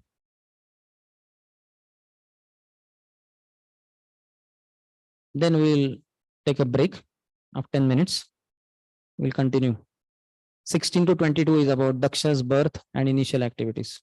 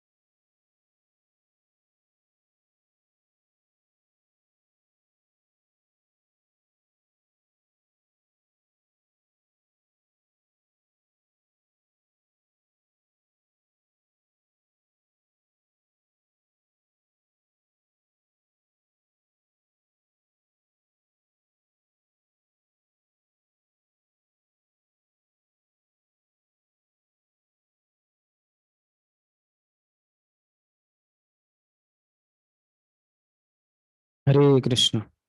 Jai Shri Krishna Chaitanya Prabhu Nityananda Shri Advaita Gadadhar Shrivasadi Gaur Bhaktivinoda.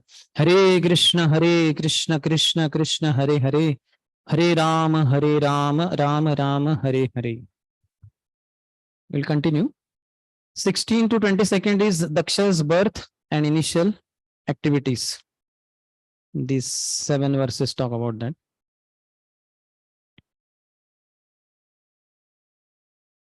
15, yeah, that we read. 16th. Sukdev Goswami continued, my dear king, after thus pacifying the Prachetas, Soma, the king of the moon, gave them the beautiful girl born of Pramlocha Apsara. The Prachetas all received Pramlocha's daughter, who had high, very beautiful hips, and married her according to the religious system.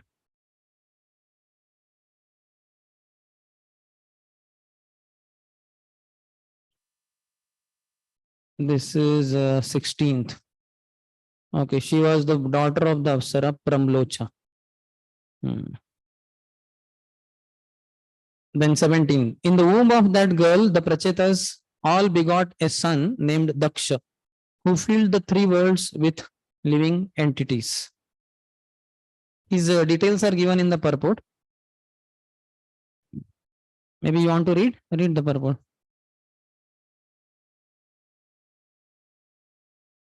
Hare Krishna. First, you should be safe, Prabhu. We want you. Next year also, we want to top in Chivdaya. Hare Krishna. Yes, Hare Krishna. Hare Krishna. 14 now, Babuji. 17th. 17. Daksha was the firstborn. Daksha was first born during the reign of Swayambhav Manu, but because of offending Lord Shiva, he was punished by having a head of goat substituted for his own head. Thus insulted, he had to give up the body, and in 6th Manvantara, called the Chakshusha Manvantara, he was born of the womb of Marisha and Daksha. As Daksha. As Daksha. In this connection, Srila Vishwanath Chakravarti Thakur quotes this verse. You can directly read translation. His previous body had been destroyed, but he, the same Daksha, inspired by the supreme will, created all the desired living entities in the Chakshusha Manvantara. Thus, Daksha regained his previous opulence and again begot thousands and millions of children to fill the 3 worlds. So that verse is quoted by him from Bhagavatam, Chakshuseto Antare. It should be understood that for 5 Manvantar periods, he performed austerities to regain his powers in order to carry out creation during Chakshush Manvantar. Though Prabhupada has written like that there, that in the Chakshush Manvantar, he was born of the womb of Marisha. In the 6th Manvantar, he was born. But what Prabhupada means is, now in the 6th Manvantar, he begot so many children. But he is there for 5 Manvantaras. He was performing austerities. That's what Vishwanath Thakur has clearly mentioned.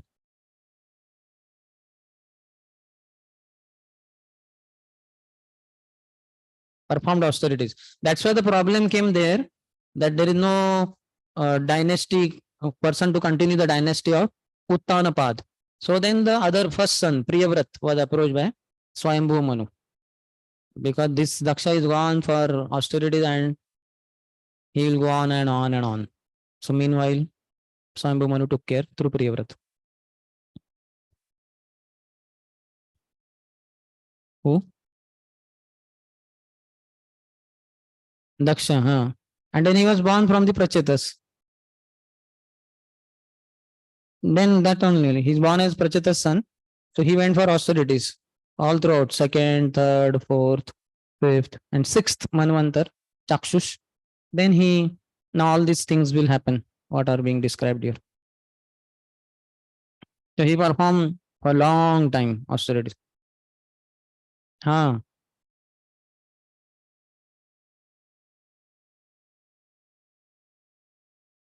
It should be understood that for 5 Manvantar periods, he performed austerities to regain his powers in order to carry out creation during Chakshush Manvantara. He was born then, but he did not sit on the throne and he went for austerities. So Swayambhu Manu faced difficulty, he went to Prevrat then. And then Prevrat dynasty continues. So for 5 Manvantara he is performing austerities only. 18th. Shukdev Goswami continued, please hear from me with great attention how Prajapati Daksha, who was very affectionate to his daughters, created different types of living entities through his semen and through his mind. Read the purport. The word Duhitir Vatsala indicates that all the prajas were born from Daksha's daughters. Srila Vishwanath Chakravarti Thakur says that apparently Daksha had no son. Did he have no sons? He had son. He had sons, but Narad Muni took them away, made them brahmacharis.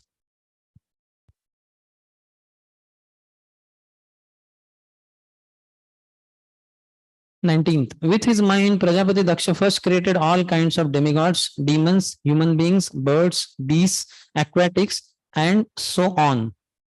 This is all that time only when he was there. So next it will be revealed what happens. So when he is born, he did not immediately go for austerity. He created all of them.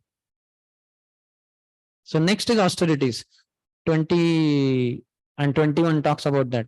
But when Prajapati Daksha saw that he was not properly generating all kinds of living entities, he approached a mountain near the Vindhya mountain range, and there he executed very difficult austerities. 21st. Near that mountain was a very holy place named Aghamarshana. There Prajapati Daksha executed ritualistic ceremonies and satisfied the Supreme Personality of Godhead Hari by engaging in great austerities to please him.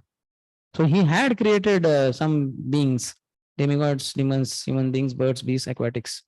But he was not happy with their whatever that. So then he went for austerities. 22nd. My dear king, I shall fully explain to you the Hamsa Guhya prayers which were offered to the Supreme Personality of Godhead by Daksha, and I shall explain how the Lord was pleased with him for those prayers. Prabhupada in purport, Hamsa Guhya prayers were not composed by Daksha, but were existing in the Vedic literature. So that is not his creation. You understand? They are there already, but he offered them. 23rd to 34th, these 12 verses around talk about Hamsa Guhya prayers, and they are all basically offering respect to the Lord for all these Lord's attributes. My respectful obeisances unto the Lord who is this, who is that, who is this, who is that. All this 23 to 34. These are all Hamsa Guhya prayers. Maybe one at least we will recite. Shri Prajapati Ruacha Namaha Paraya Vitathanubhutaye Gunatraya Bhasa Nimitta Bandhave Adrushtadhamne Gunatattva Buddhibhir Nivruttamanaya Dadhe Swayambhuve. Prajapati Daksha said, the Supreme Personality of Godhead is transcendental. So in this, I offer my obeisances to the Supreme Lord, who is transcendental to the illusory energy and the physical categories it produces. He possesses the potency for unfailing knowledge and supreme willpower, and he is the controller of the living entities and the illusory energy. The conditioned souls who have accepted this material manifestation as everything cannot see him, for he is above the evidence of experimental knowledge. Self-evident and self-sufficient, he is not caused by any superior cause.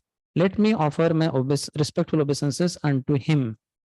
Prabhupada after 3-4 lines writes, even if a materialistic person could count all the atoms in the universe, he would still be unable to understand the Supreme Personality of Godhead. Also he quotes Brahma Samhita.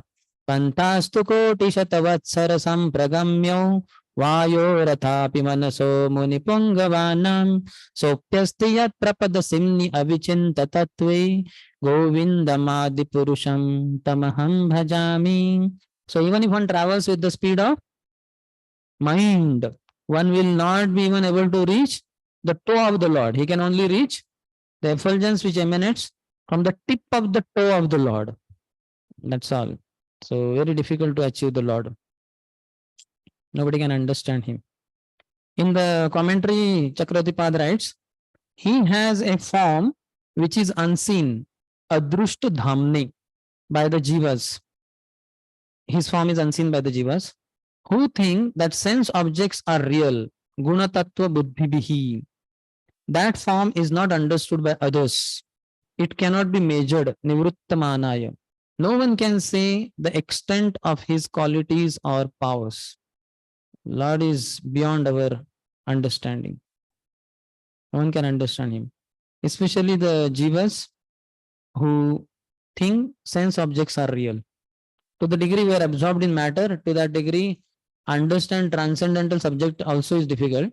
What to speak of Supreme Transcendental Lord Himself. So absorption from matter should be overcome. It should be doubted to Krishna. Attraction should be doubted to Krishna.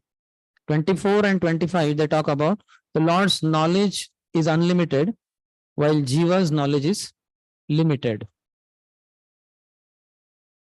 As the sense objects, 24th, form, taste, touch, smell, and sound cannot understand how the senses perceive them.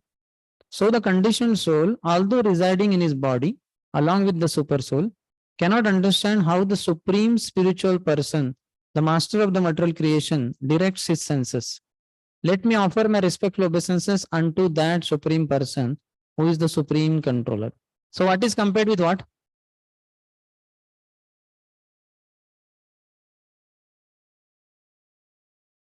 Sense? Yes. So sense objects cannot understand how the senses perceive them. Like we are seeing this form of this bottle, whatever way. So the bottle is not understanding how my eyes are perceiving them. Similarly, we cannot understand, we cannot perceive the Lord. We are compared to sense objects.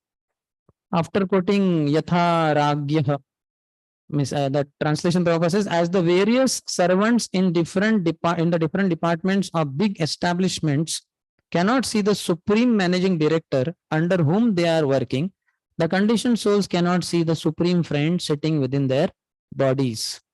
So how many of you worked in company or somewhere? So in case it was big company, you might not have seen your big manager, boss, or whosoever, that MD. You know is there, but you don't see, can't see so easily. Prabhupada gives another example. In the fish pond, the owner is watching the fishes. But are the fishes able to perceive him? They don't perceive him. They can't understand. Unless he goes very close and something you do to touch the fish pond, the fishes become disturbed. They understand some danger. Otherwise, from distance, if you are watching, they can't understand that they are being watched.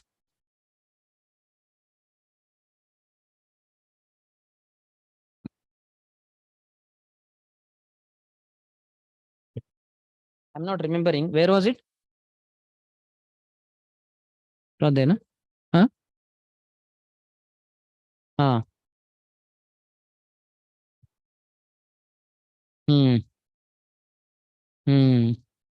Yes. That was in which context? In a sense, what was it compared to? Hmm. Hmm. Hmm. Nobody else can see. Yes, he sees, so we can see. That's what is the Virat Purusha description also. The Jiva, in commentary, Vishnu Jagdi Thakur writes, the Jiva Purusha does not know that the Lord is his friend, the person who allows his senses to operate. The Lord lives in the body as a friend. Though he is Antaratma, Atmaram, though he is Atmaram, he allows the Jiva to enjoy sense objects out of his friendship.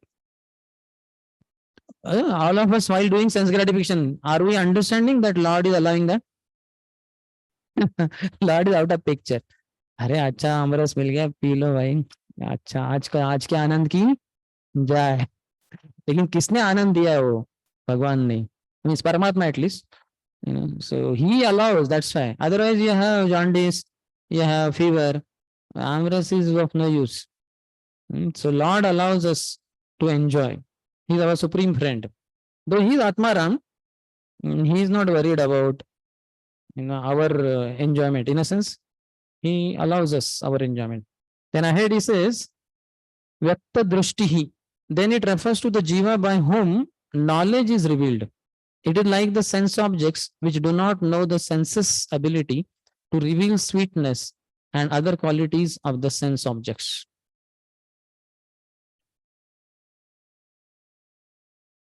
25th. Because they are only matter, the body, the life airs, the external and internal senses, the five gross elements and the subtle sense objects, form, taste, smell, sound, and touch, cannot know their own nature, the nature of the other senses, or the nature of their controllers. But the living being, because of his spiritual nature, can know his body, the life airs, the senses, the elements, and the sense objects, and he can also know the three qualities that form their roots. Nevertheless, although the living being is completely aware of them, he is unable to see the Supreme Being who is omniscient and unlimited. I therefore offer my respectful obeisances unto him. So here how many comparisons are given or how many levels are spoken?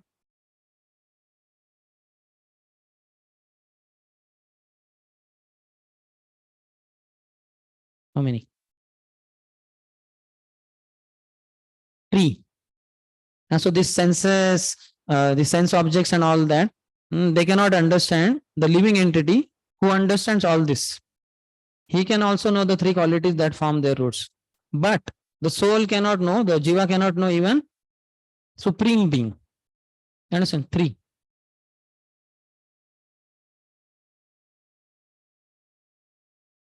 If you just now, if I read the translation, if you remember, but if you say toward the end, he says, he knows everything, but the living entity, because of his spiritual nature, can know his body, the life air, the senses, the elements, and the sense objects, and he can also know the three qualities that form their roots. So below are all these things, life air, senses, and he knows them all, but he does not know somebody above him, that is the Supreme Lord who is omniscient and unlimited. He knows all this, Jiva also, and below the sense objects and everything else. In the commentary, Chakravarti Pad writes, the sense objects cannot know since they are material, but the Jiva is conscious. Why does the Jiva not know the Lord? Though the Jiva is conscious, he is unconscious of the Lord. Got it? Here in precise words, 3 things are told, 3 levels. So we are conscious, but we are conscious of the material objects, not of the Lord. But when we hear in Guru Parampara, then we become conscious of Lord also. Like when material, just like some poor village person, he comes to Pune city, and when he sees Shanwar Wada, ooh, Parvati, ooh, and what else? Maybe NVCC, our temple, most important. These are also there in Pune Darshan. Oh, amazing NVCC temple, Swargate, Sarasbagh, and all that. He's impressed. How much beauty, how much sense gratification available here. That's all. But then the devotee who makes progress, he hears in Guru Parampara. When we see these things, then we see Lord behind, the energetic behind the energy. Oh, Sarasbagh is beautiful because nice trees and all that. But the trees are part of nature. And whose nature? Krishna's nature. That 88 vibhutis Krishna speaks, opulences, isn't it? Rasoham apsu kaunteya. Just like materialistic person, very thirsty, wandering all through in the hot sun. When he comes home, he drinks water. Such a nice water. But what will devotee remember? Krishna also. This taste in water is only because of Krishna. If Krishna goes out of this water, water will not be tasty. So he remembers Krishna. So Lord can be seen by hearing in Guru Parampara. Otherwise, we cannot become conscious of him. And then when we advance in spiritual life, Stavar Jangam dekhi Tara Murti, Sarvatra Haya Nija, Ishtadeva Spurti. Then we don't exactly see Stavar and Jangam, moving and non-moving living being. Then we see Lord only everywhere. This is Uttam Adhikari. But come one step down, Madhyam Adhikari, he at least sees the energies and he knows these are energies. And behind them is energetic. Like just like today morning class, Prabhupada said. Now the scientists only see so many laws of nature functioning, but they don't understand. They fail to recognize the lawmaker. Behind every law, there is lawmaker. They don't understand that. But a devotee can understand because of hearing in parampara. And pure devotee directly sees the Lord everywhere. Yomam pashyati sarvatra sarvam cha mai pashyati tasyaham na pranashyami sachamena pranashyati. For one who sees me in everything and everything in me, for him I am never lost, nor is he ever lost to me. So that is very high platform. But at least if we see the energy, we should be able to see energetic behind. Just like this temple, many people when they come, they immediately then and oh, Radhesham Prabhu, the president, like that. Though he may not be present at all. So similarly, everywhere, like that. The new people come, they don't what Radhesham Das, which Das. Sometimes they ask also, oh Das hai kya Das? उनसे मिलना था. बोले कौन से दास? ओ दास. अरे नहीं, आप बनोगे उदास जब तक नहीं जानोगे कौन से वाले दास. यहाँ सब दास ही दास है. So they don't understand. But one step up, like that. Ahead in the commentary, he says, in the liberated state, the Jiva also knows the Paramatma, Tadgyaha. But he does not know the Supreme Lord. See the difference. Earlier it was told in a very general way. Yes, the Jiva is conscious, but is not conscious of the Lord. The word you use was Lord, but now he is little more specific. In the liberated state, the Jiva also knows Paramatma, but he does not know the Supreme Lord. But you said the Jiva knows the Paramatma. Why do you say he does not know the Lord? He does not know because the Lord's spiritual qualities are unlimited. Anantam. Like Paramatma's qualities, if you see, he's like, just standing. We don't talk about, Shantamurti. We don't talk about quality so much because there is no much reciprocation. Apart from Mattah Smritir Jnanam Apohanam. He gives knowledge, remembrance, forgetfulness. But that also many people don't understand only. So Lord is a person.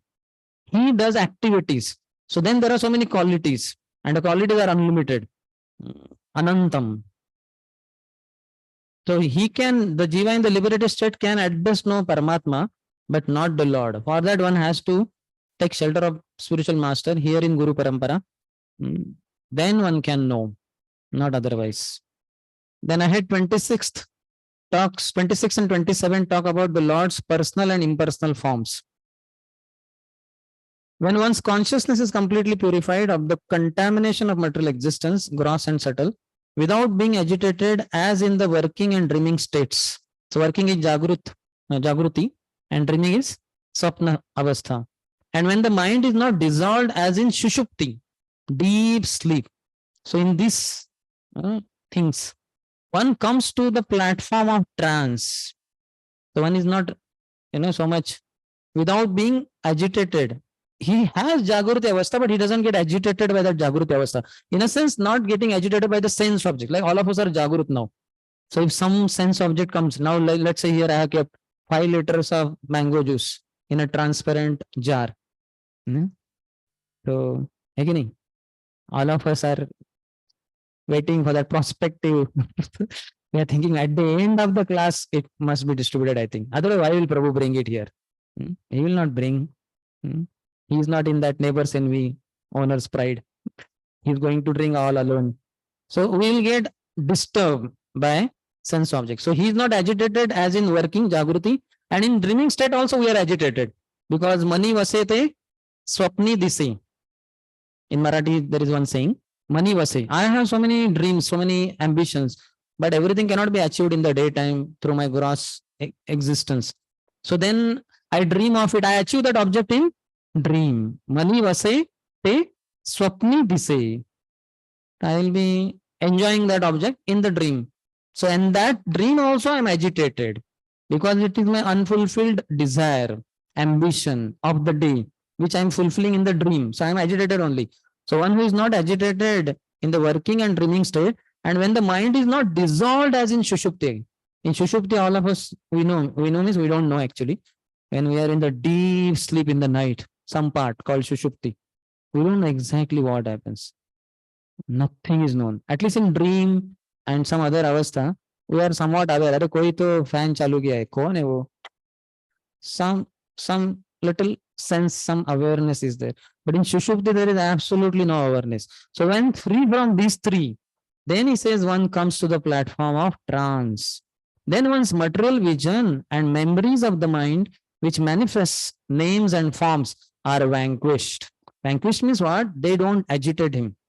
Not that they are vanquished means all null and void. Nothing. There is no room here. There are no fans here. Not like that. But they don't disturb him. Only in such a trance is the Supreme Personality of Godhead revealed. Thus, let us offer our respectful obeisances unto the Supreme Personality of Godhead, who is seen in that uncontaminated transcendental state. I hope you got what is described here. Purport. There are two stages of God realization. One is called Sugeyam. Geyam. Are very easily understood, generally by mental speculation. And the other is called Durjeyam. Durgeyam. Understood only with difficulty. Paramatma realization and Brahman realization are considered Suyegyam, Sugeyam. But realization of the Supreme Personality of Godhead is Durgeyam. Not easy to understand the Lord.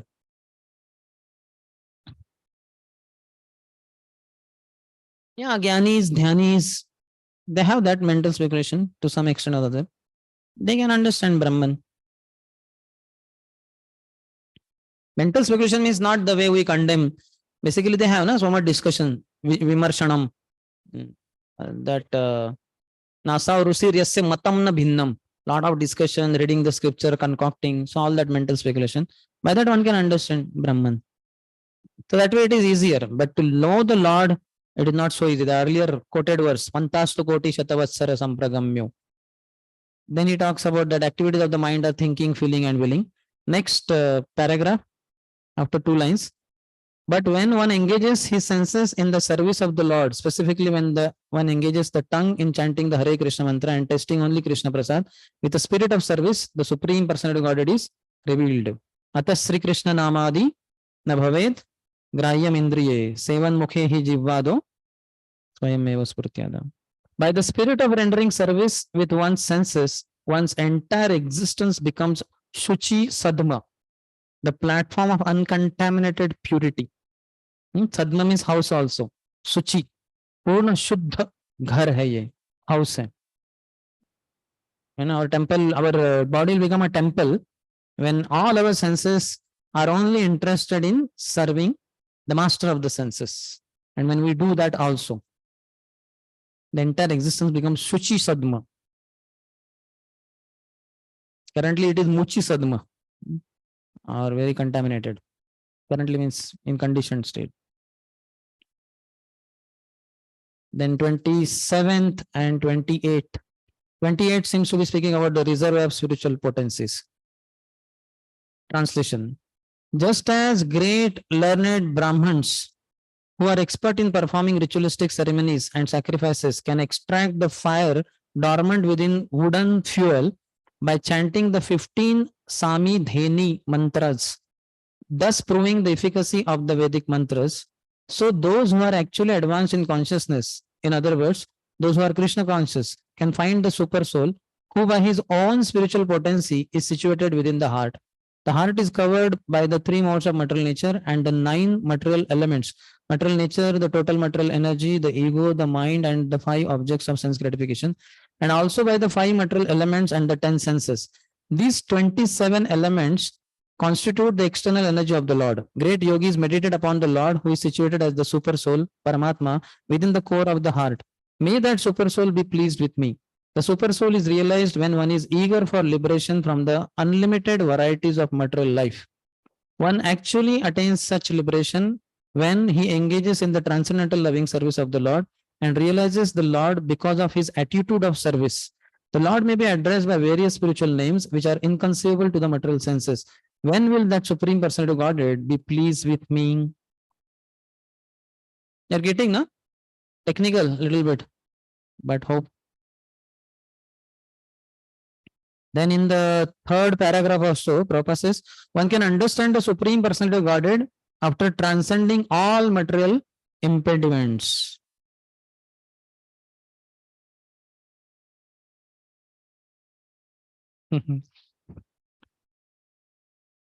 Those who are expert in rituals, means the mantras and all that, they can extract the fire.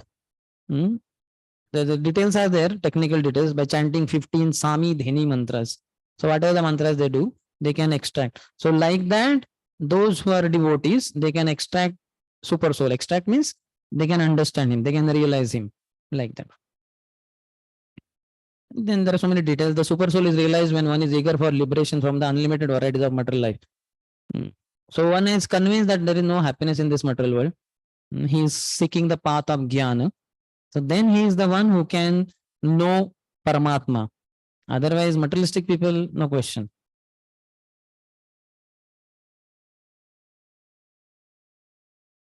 Then ahead in the purport, this is after Bhaktyamam Abhijanati, next paragraph. He says, quoting Srimad Bhagavatam 285, Pravishta Karna Randhrena Swanam Bhavasaroruham. Next is, Dunoti Shamalam Krishna Salilasya Yatha Sharat. The process of hearing and chanting enters the core of the heart, and in this way, one becomes a pure devotee. So this is our stress. Hearing and chanting, maximum. I have seen His Holiness Radhan Swami Maharaj. He stresses on these two like anything. He himself will speak unlimitedly so that he provides forum for others to hear. And after that, he will say, let us chant now. Of late, I am seeing every Saturday also, Sunday also, after Bhagavatam long class, which is already late, 10:30, 11. The congregation have not taken prasad. Maharaj said, let us now have dancing kirtan. Everybody please rise. And I am wondering, अभी lecture खत्म होने का थोड़ा एक sense आता है ना? हाँ, I think now Maharaj will end. अभी हाँ. और वो बोल ही देते कि ना, so we'll end here. चलो अभी प्रसाद. And then Maharaj said, now let us have dancing kirtan. ठीक है. For the pleasure of Guru Maharaj. Like that. So that is how we will become pure devotees. That's what he did. That's what all the gurus have done. Unlimited hearing, chanting, and they want us to be engaged in that way only.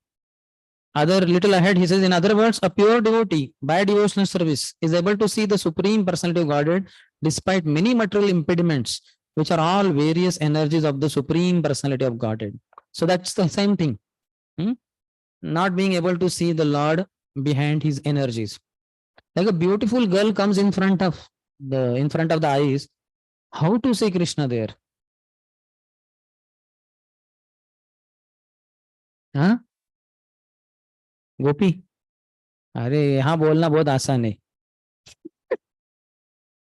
So that requires to become pure devotee. In a sense, when you are going up in consciousness, then that will happen. Otherwise, materially, it looks like sense object only. Nice, beautiful form for my eyes to enjoy. But a pure devotee by devotional service is able to see the Supreme Person of Godhead despite many material impediments, which are all various energies of the Supreme Person of Godhead.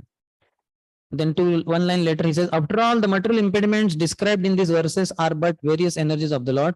When a devotee is eager to see the Supreme Person of Godhead, he prays to the Lord.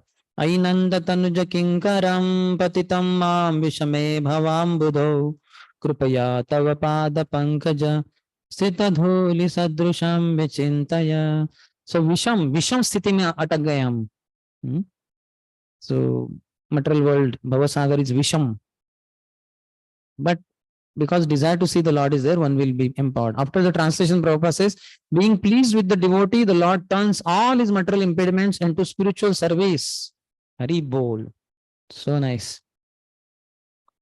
Now all the gurus, they are able to engage their beautiful lady disciples in the service of the Lord. They are not agitated like that.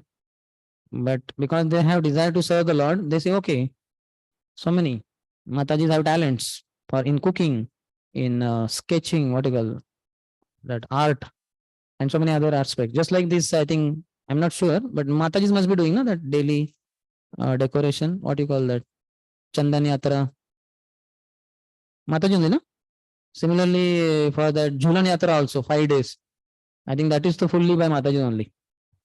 So elaborate arrangement. Now, as long as we were there, brahmacharis, we were struggling to put chandan only on the Lord. Anyway, it is division of work. Seva is divided. These Matajis don't come inside the altar for putting the chandan, isn't it? So they are free. They make decoration beforehand and they come here, set it. But they are good in that and they can be engaged in that way. So there are no material impediments, but heart should be pure. And that is the case with pure devotees. After that, Ladini, Sandhini, Samvit, Prabhupada says after 3-4 lines, in the material world, because of material activities, the pleasure potency of the Lord becomes a source of miseries. Lada tapakari. She is Ladini, but that Lada tapakari. She becomes tapakari. पूरा ताप देती है, संताप देती है सबको. Durga, Radharani becomes Durga. Because of material activity. That's why we turn all our activities into spiritual activities. Directly we engage in 9 processes of devotional service, mainly hearing, chanting. And if not anything else, we are doing job or anything. We do it for the Lord. Like that. Even for that matter, drinking water, passing stool, taking bath, everything should be done for the Lord. So then these material activities will not become tapakari. Or else this will become tapkari only. Just like nowadays, it's now you can see few days it rained like anything. So temperature was cool. I heard even in Delhi the temperature was 22 degree, which is like nice winter here. And otherwise in Delhi summer season means hot pan, frying pan, very heavy, very difficult.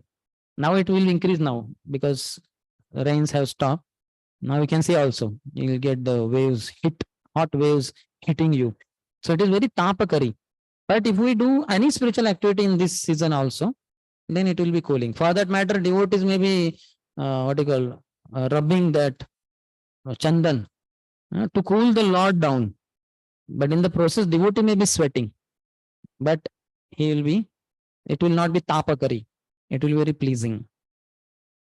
Similarly, if you are serving prasadam for the pleasure of Hari Guru Vaishnavas, you might not have taken prasad, you may be hungry, but Krishna will give you a special taste and he will free you from adhyatmic klesh of hunger.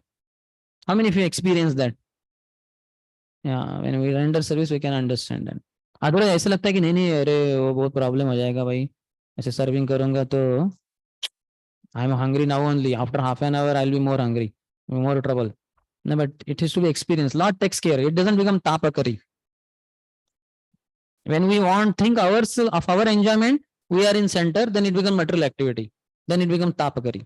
But when we think of the pleasure of Hari Guru Vaishnavas, then we are not in center, they are in center, then it becomes ladhini, pleasure giving. In Chaitanya Charitamrita, Krishna's Kaviraj Goswami says, लाधिनी कराए कृष्णे आनंद आस्वादन लाधिनी रा द्वारा करे भक्तेर पोषण.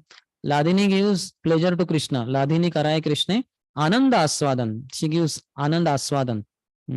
And Ladini ra dwara kare bhakter poshan. And Krishna does poshan of his devotees through Ladini. Through the devotional services they render. That's why devotional service should be rendered. Then we'll get the realization, yeah, I get freed from all problems by rendering service. Like one devotee was telling me that Prabhu आपका तबीयत खराब हो गया क्योंकि आपने बहुत प्रवास किया, इतना सब प्रवास करके आपका तबीयत डाउन हो गया. तो नहीं ऐसे नहीं है वो तो that was service for the Lord Hari Guru Vaishnavas. वो उसका कारण नहीं, वो मेरा ही कर्म था, वो आना ही था कैसे तो इधर उधर से है ना. तो अच्छा हो गया इसी ऊपरी रूप से हमने प्रवास करके इतना सारा भगवान का गुणगान करके ऊपर से ये आ गया तो no problem like that. So one who does not serve he will think अरे इन्होंने ऐसा कष्ट किया भक्ति में इसलिए ये फ्रस्ट्रेट हो गए या इनका ये समस्या हो गया वगैरह. लेकिन one who undergoes just like some those who are not second initiated they think अरे ये पुजारी बेचारा रात को 10:30-11 तक भगवान का ड्रेसिंग करके पूरा उसका हालत खराब, उसका जीवन बर्बाद. जो सेवा नहीं करते वो ऐसे सोचते. बट पुजारी देन एक्सटेसी कि I was there with the Lord till late night. End May, whatever it was, 10th of May ended me being the last person with गौर निताय और राधा वृंदावन चंद्र, है कि नहीं? बाकी सब चले गए छोड़ के, ब्रह्मचारी सो गए 8 साढ़े 8 को, गृहस्थ लोग छोड़ के चले गए 8:45 9 बजे टेम्पल हॉल, सिक्योरिटी भी शांत हो गया 10 बजे, बाकी सब भी लोग चले गए। 10:30 11 बजे तक वो पुजारी भगवान के साथ है और भगवान से बातें कर रहे हैं, भगवान मुझे आपके चरणों में ही रखिए, तो उसको एक्सेस ही होता है। How many have experience that? Late night dressing नहीं करते क्या? हाँ, those who do that. I would take pleasure in on festival days in dressing the Lord. So festival days means the altar will close only at 10:30 11, and उसके बाद you start undressing. But sometimes it is the new dress. Most of the time you have to just remove the garlands and ornaments. Same dress remains, and just turban you change slight thing. But it's like 11:30, 11:45, 12, sometimes crossing 12. So I'm the last person to be with the Lord, and I would talk to Kunjaveri ji. At Kunjaveri, please engage me in your service. Let me always serve you. Let me not fall down. Let me become a humble servant of Vaishnavas. So it gives a lot of ecstasy. When you do it, then you realize it. Otherwise, बाकी सब सोचते बेचारा है ना, आज मारा जाएगा ये। और जो वो लैम्प देखते हैं ना फेस्टिवल के दिन 21, we have here. Now we don't have. In Kunjaveri days used to have I think 21 player. तो लोग बोलते हैं अरे बेचारा कितना पसीना पसीना हो गया वो, क्योंकि वो इतना heat so close to your body and you cannot switch on the fan. वो सब it will be birthday, happy birthday to you, so you cannot switch on the fan. The pujari is sweating like anything. So all others think अरे बेचारा पसीना पसीना हो गया, but he is in ecstasy and वो होता भी बहुत heavy है. Simple example of a very fat child by a thin lady, mother lifting. अरे बेचारी माता जी कितना बड़ा बच्चा है, बच्चे को नीचे रख दो, she will be happy, but she cannot understand that. She is ecstatic. मेरा बच्चा है, isn't it? Prabhupada says she won't be happy replacing the child with neighbor's lady's child. उसका पतला वाला है, वो child मैं लेती हूँ, मेरा वाला उसको देती हूँ. When love is there, you are relishing that.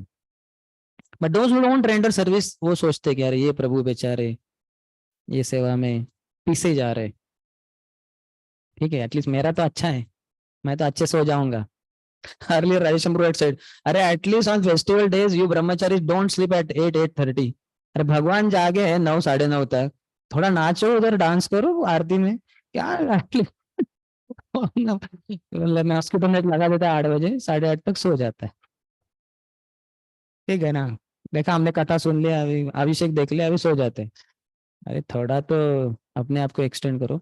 So when we don't extend like that in the service of the Lord, then we'll experience tapakari nature of material nature. Otherwise, it is very blissful. Alhad, Ladhini will experience. And Poshan also will feel nourished in spiritual life. How many of you seen that some devotees see your services as like botheration? मैं तो नहीं ऐसे करूंगा. How many of you have seen? For that you also have to extend a lot. You have to be in stretch zone, and आपको देख के जो comfort zone वाले डिवोटी है बोले अरे प्रभु जी पिसे जा रहे, मैनेजमेंट आपको पूरा पिसवा रहा है. कितने जनों ने ऐसे सुना है या देखा है? ज्यादा एक्सपीरियंस नहीं आपका? ऐसे कैसे दो ही नहीं दैट. जैसे सपोज वो स्टे बैक टीम यात्रा में, तो उसको बाकी लोगों ने प्रभु जाते हैं रहना यार, अच्छे से सेवा करना, दिमाग गिरना, तो हमें वो यात्रा से फिर वापस बुला देंगे. ठीक रहो, मैं प्रार्थना करूंगा उधर सभी तीर्थ क्षेत्रों में कि आपका तबियत ठीक ही रहे, जिससे कि मुझे ना बुलाया जाए. तो थोड़ा सा ऐसे सार्कास्टिक रिमार्क मारते हैं. तो कभी अगर हम अच्छे नहीं है कंडीशन में, अरे क्या करूँ, ये इन्होंने बॉन्ड ही लिख के मुझे ब्राह्मण दीक्षा दिया था 2 साल, मैं क्या करूँ, पिसवाया जाऊंगा, नो प्रॉब्लम, आलिया भोगासी आसावे साधन, जो भी है अपना कर्म, नो प्रॉब्लम. तो it should not be like that, it should be ecstasy like that.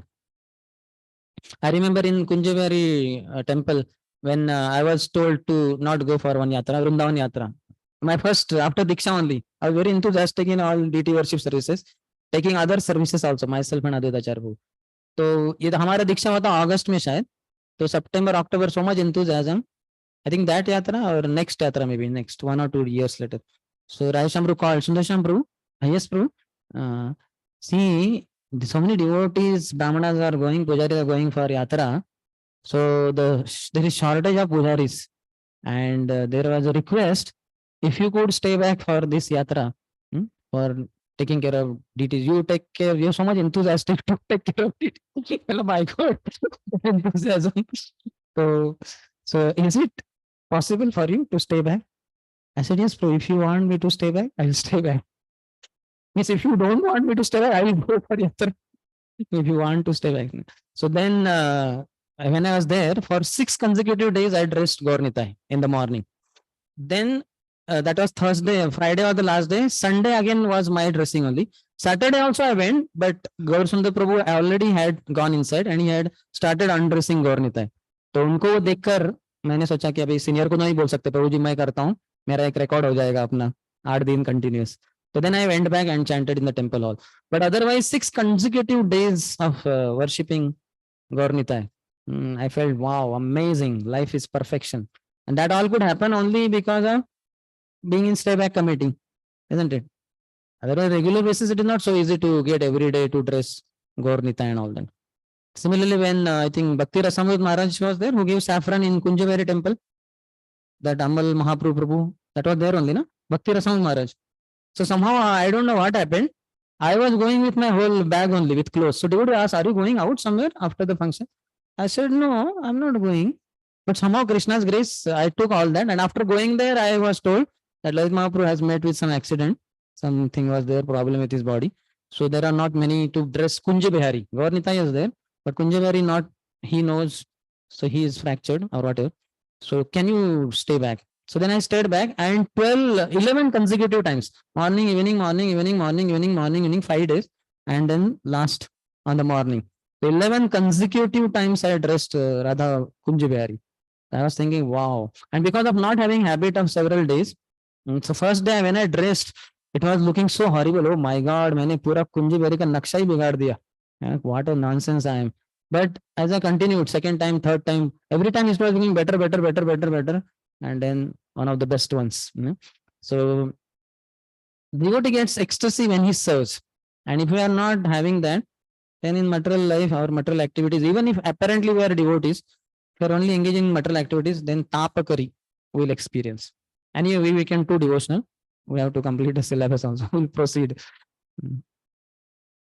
Good thing is syllabus is so vast that even though sometimes I may lose control, but again, I remember. And Yuval Shampru is also sitting to remind me that you have to complete also. So that is 28th, for which Vishwanath Chakravarti writes 27, 28. Now the form with qualities difficult to understand is described. So in this 28, Lord is being described. So it is difficult to understand. The pure devotees, Manishinaha, by the process of Prema Bhakti, extract the Lord who has entered the heart by the process of hearing and is hidden there. Pravishta Karna Randrena. So that he quoted. Pulling the Lord from the heart, the devotees test his sweetness and beauty by the eye and other senses. They pull the Lord out along with his Chit Shakti, Swa Shakti Bhi. There are 9 Shaktis starting with Vimala. So they are mentioned by him. Vimala, Utkarshini, Jnana, Kriya, Yoga, Pravri, Satya, Ishana, and Anugraha. If some daughters, children, girls are born, if some congregation or somebody asks you, you may name them one of these 9. If the alphabets are matching. Nice. These are all the 9 Shaktis. So devotees extract the Lord along with these Shaktis. Vimla, Utkarshini, Jnana, Kriya, Yoga, Pravi, Satya, Ishana, and Anugraha. After quoting this Ladini, Sandhini, Sambit, he says, just as priests draw extraordinary fire, this is for Sodamana Prabhu. Just as priests draw extraordinary fire through 15 Samidhani mantras from wood, devotees draw the Lord out of the heart. Wood has fire, but it requires that mantras to be able to extract that fire out. Similarly, the devotee's devotion draws the Lord out of the heart. May that Lord be pleased with us. This form with unlimited spiritual qualities is difficult to understand because it can only be realized by bhakti. And because even though realized by bhakti, one cannot know the full extent of the Lord's sweetness and powers. Lord is unlimited anyway, all that. But whatever is required for our regular practice, that much and more we surrender, more Lord will reveal to ourselves. And anyway, nobody can understand the Lord fully except Radharani. So that's why Chaitanya Mahaprabhu also came. Krishna came in the form of Chaitanya Mahaprabhu to know what is that ecstasy she experiences in my service. So he had to come. Even for that matter, Lord also cannot realize his own sweetness and powers. So it is only devotional service that is required to be performed unlimitedly, so that we can know with Lord with the qualities. For all materialistic people and even many sadhakas in devotional practices outside of the four paramparas, we can see that they don't have such charming information about Lord's qualities, pastimes. And if at all they know, they think that impersonal Brahman for the time being, in collaboration with goodness, has taken some form, Sagun, and afterwards again it will be Nirgun. So they cannot understand Lord's eternal qualities, pastime, and entering devotee, rendering service, and realizing this. This is not their cup of tea. This is not for them. The ecstasy is for those who surrender to the Lord through the process of bhakti. Bhaktyamam abhijanati. Then 29th is how the Lord is beyond material faculties. Anything expressed by material vibrations, anything ascertained by material intelligence, and anything experienced by the material senses or concocted within the material mind is but an effect of the modes of material nature, and therefore has nothing to do with the real nature of the Supreme Personality of Godhead. The Supreme Lord is beyond the creation of this material world, for he is the source of the material qualities and creation. As the cause of all causes, he exists before the creation and after the creation. I wish to offer my respective obeisances unto him. In the purport, Prabhupada says, yeah, it's okay. Avajananti Mam, but after that, poverty is found within this material world, but in the spiritual world, there is no such thing as poverty.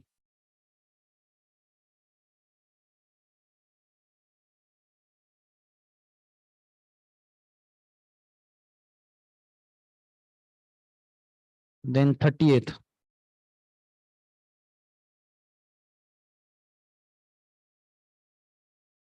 The long purport by Vishwanath Thakur. I'm not reading that. But towards the end, anyway, he's saying Atas Krishna Amadi and 7 Mukhi Jivado.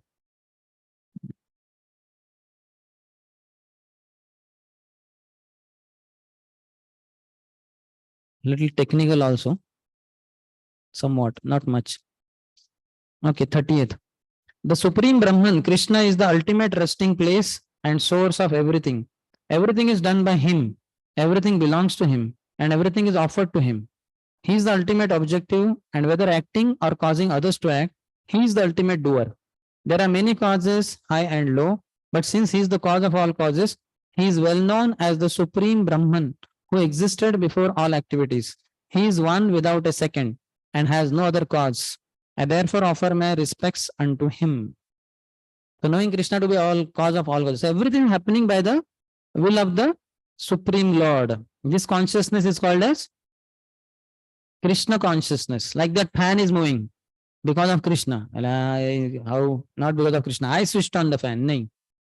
Even if you switch on the fan, electric supply is not there, fan will not move. And electric supply is there because of electricity. And electricity is produced from nature. And nature is working under Krishna. So Krishna only. Ishavasyam idam sarvam yat kincha jagatyam jagat. Everything animate and inanimate is owned. Krishna is the owner. Malik hai wo. Hum nahi. And is also controlled by the Lord. Krishna is the controller, not me. I may act as via medium. I may be apparently immediate cause, but remote cause is always Krishna. So one should be always Krishna conscious. Everything is happening by the will of the Lord. This will also not disturb us while behaving with devotees. Otherwise, the nature today morning, I think Prabhu was asking, the devotees have different swabhavs. They don't change their swabhavs. I was quoting him 11:28, 1 and 2. Paraswabhava karmani na prashanset na garhet. Krishna tells to Arjun. Others swabhav, their conditioned nature, and karma, their activities. Na prashansit, don't glorify them. Na garhayat, and don't criticize them.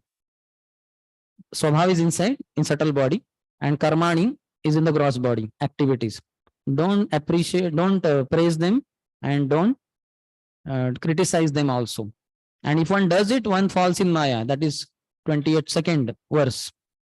Krishna is telling. So Swabhava will not change so easily. We should know that constitutional Swabhava of all living entities, Krishna's eternal servant.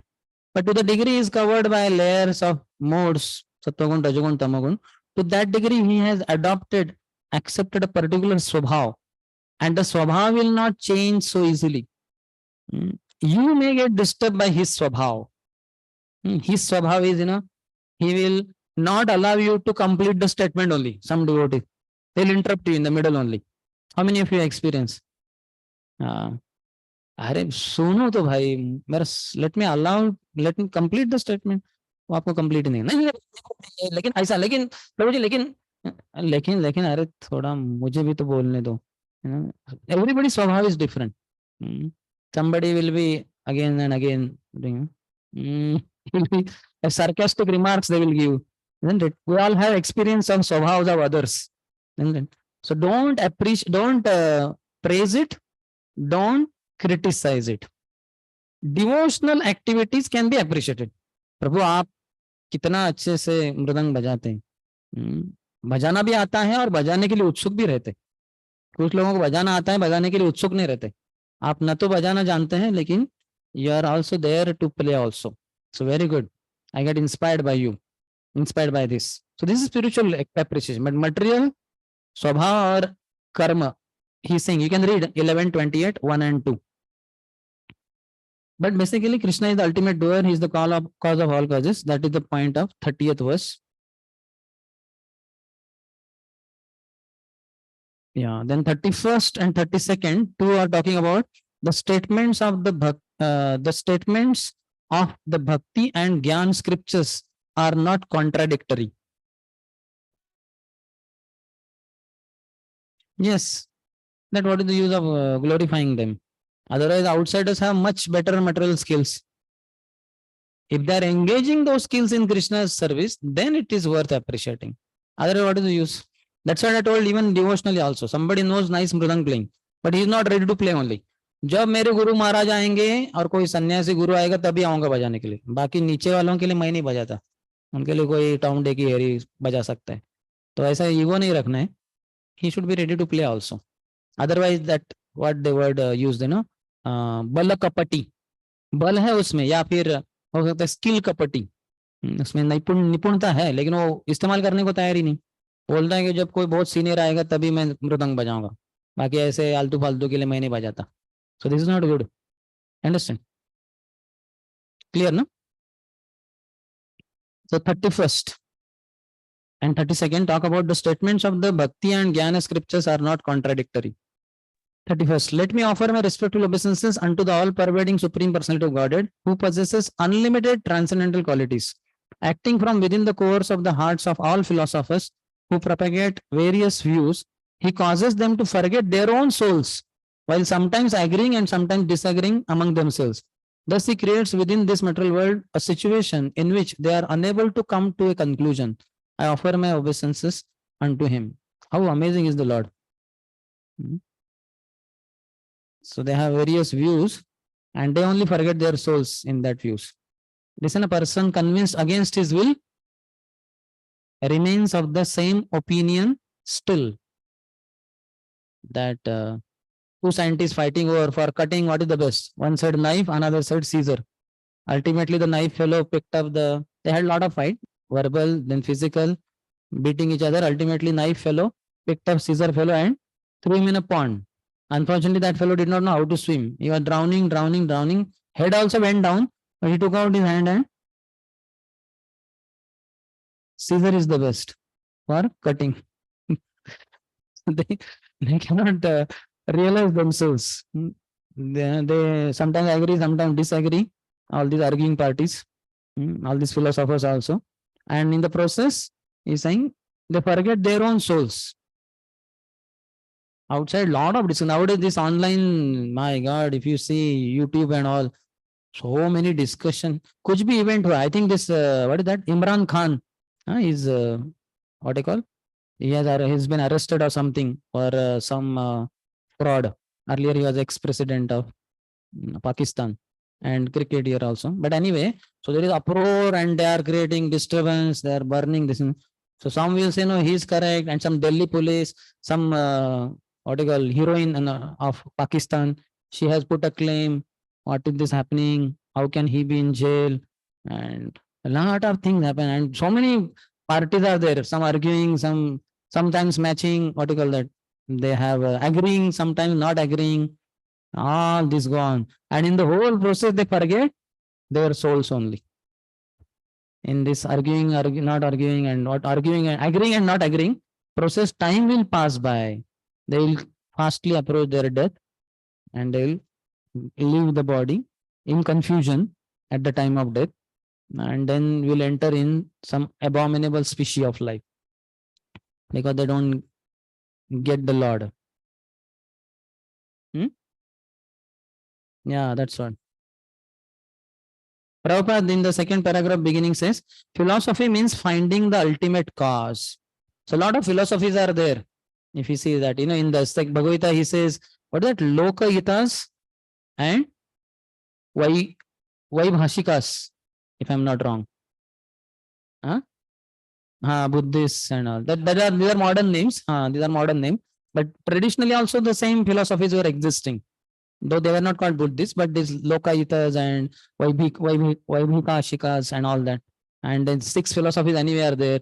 All philosophy, so much goes on. But Prabhupada's one line definition. Philosophy means finding the ultimate cause of all causes. Krishnastu Bhagwan Swayam. What is that? Ishvara Parama Krishna Satchidananda Vigraha Anadir Adir Govinda Sarva Karana Karanam. Krishna is the cause of all causes.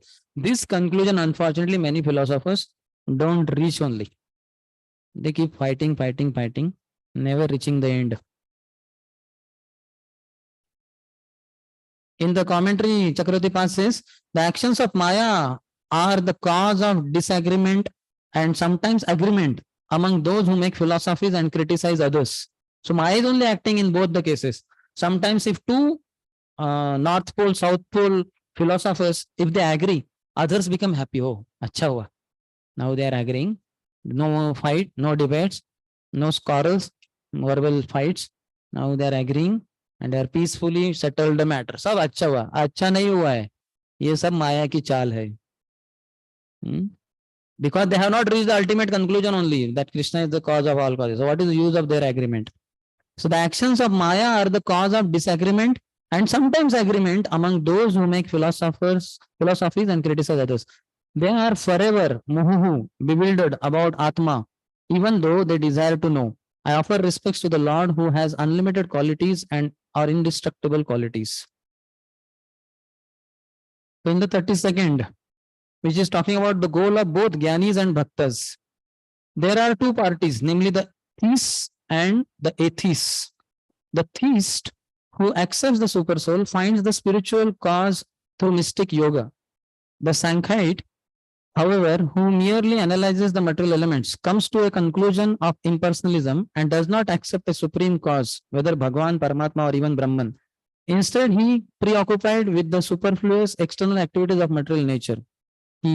Ultimately, however, both parties demonstrate the absolute truth because although they offer opposing statements, their object is the same ultimate cause. They are both approaching the same Supreme Brahman to whom I offer my respectful obeisances.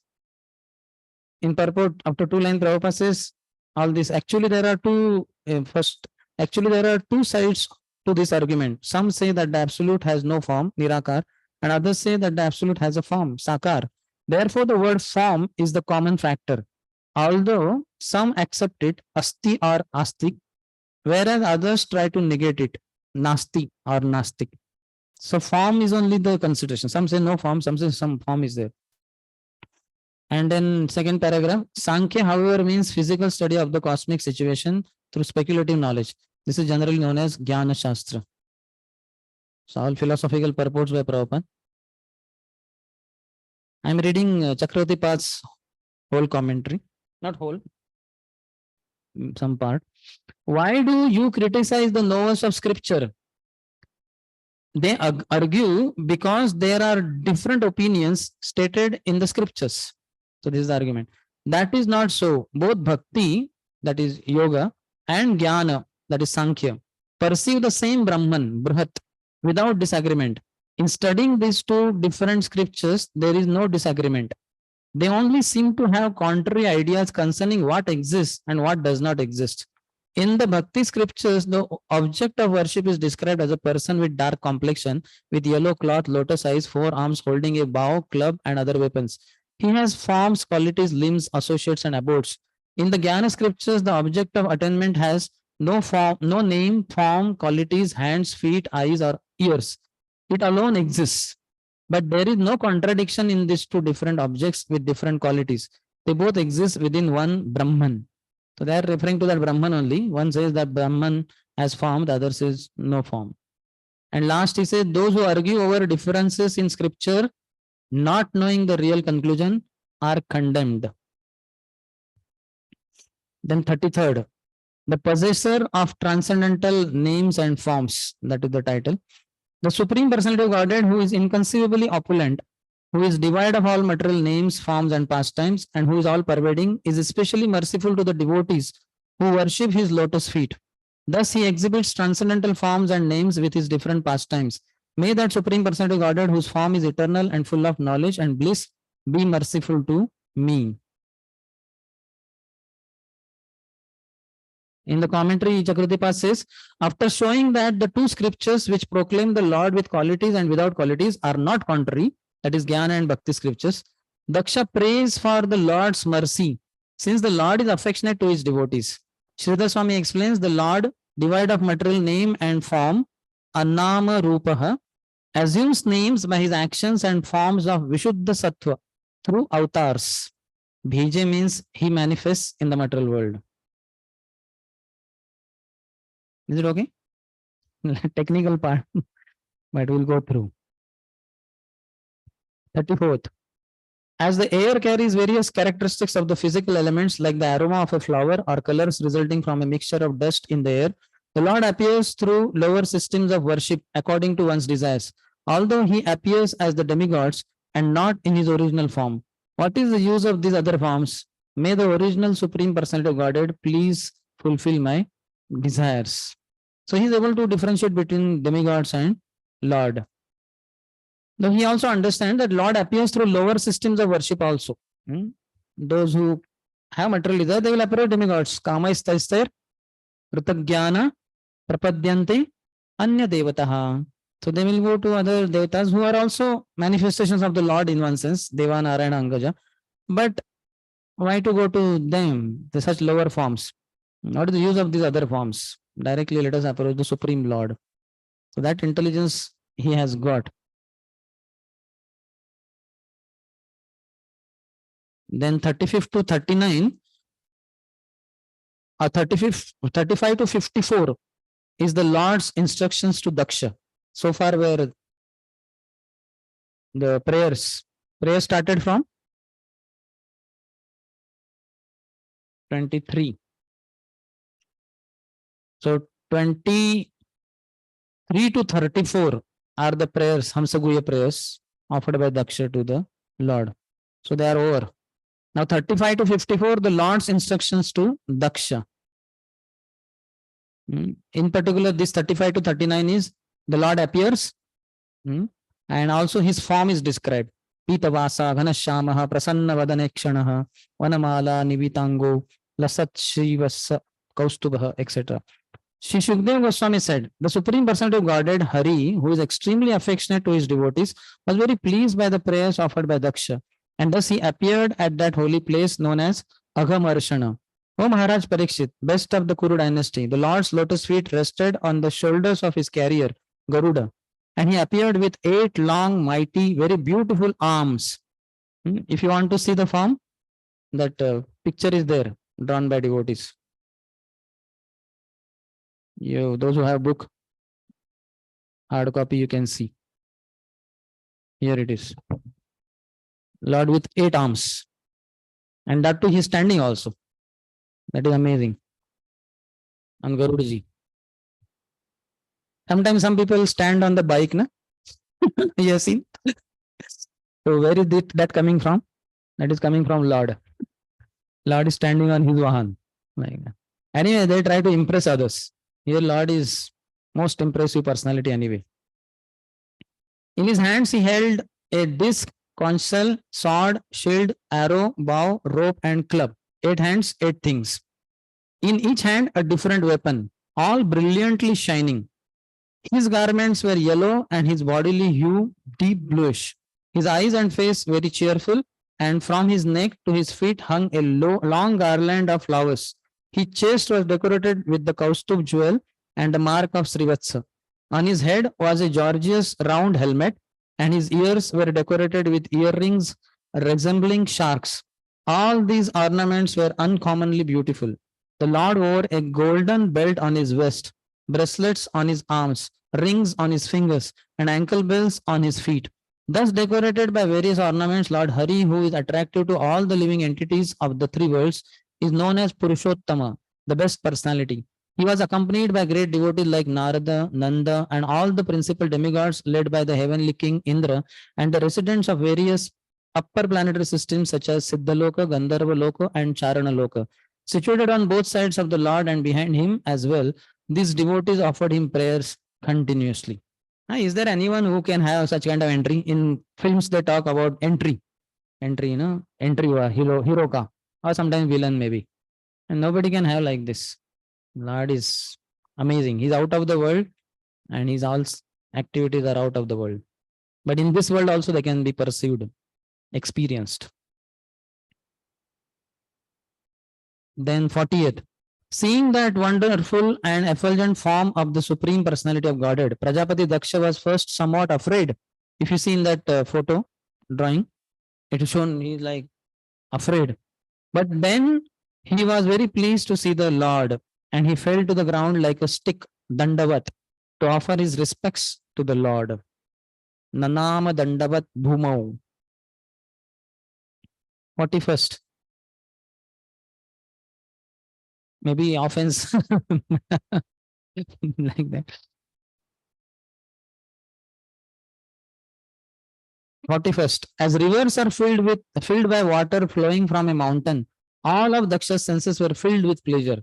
Because of his highly elevated happiness, Daksha could not say anything, but simply remained flat on the ground. Chakradipad writes, just as rivers are filled by waterfalls, his senses were filled with intense bliss. Because of that bliss, he could not speak, see, or hear. In the case of Dhruva Maharaj also we find, when Lord appeared, he was also dumbfounded. Beautiful features, never saw, and how to glorify, he could not speak also. 42nd. Although Prajapati Daksha could not say anything, when the Lord, who knows everyone's heart, saw his devotee prostrate in that manner and desiring to increase the population, he addressed him as follows. Now 43 to 53, this 11 verses talk about the Lord speaks to Daksha. At least one verse will have. Shri Bhagavan Uvacha Prachetasa Mahabhaga Samsiddhas Tapasa Bhavan Yat Shraddhaya Matparaya Mai Bhavam Param Gataha. The Supreme Personality of Godhead said, O most fortunate Prachetas, son of Pracheta, Prachetas is Prachetas. O most fortunate Prachetas, because of your great faith in me, you have attained the supreme devotional ecstasy. Indeed, because of your austerities combined with exalted devotion, your life is now successful. You have achieved complete perfection.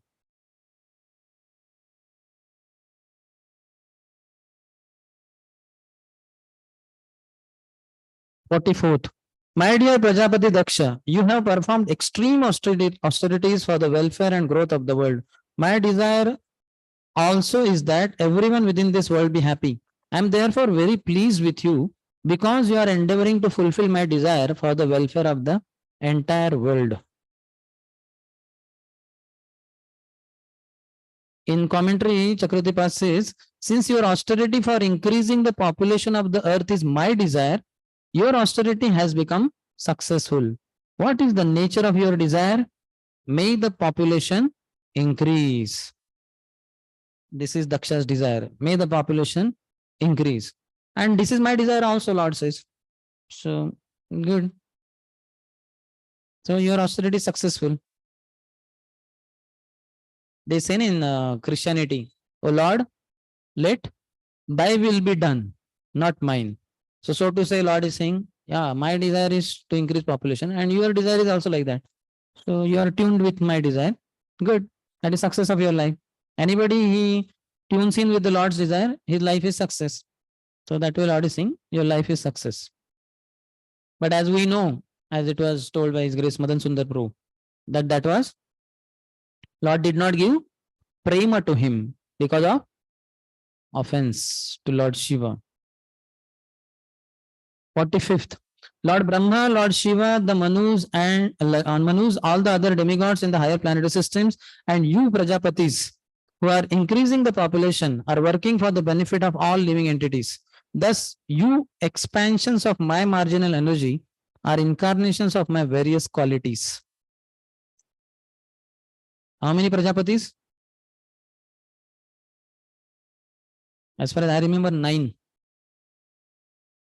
That was mentioned somewhere. Maybe we did not. It was there in footnote also, I think. Marichi, Atri, Angiras, Pulastya, Pulaka, Kratu, Vashishta, Daksha, and Bhrugu. These 9. This was by Chakravarti Pad in the commentary to 28th verse of this chapter, 4th chapter. So 9 Prajapatis are there. Daksha is one of them. Last lines of the 45th purport.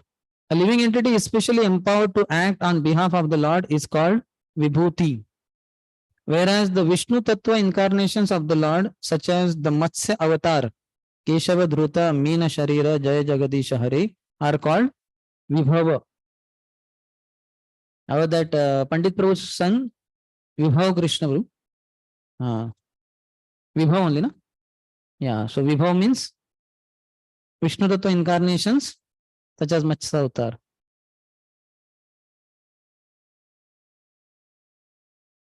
And if living entity is empowered on behalf of the Lord, it's called a Vibhuti.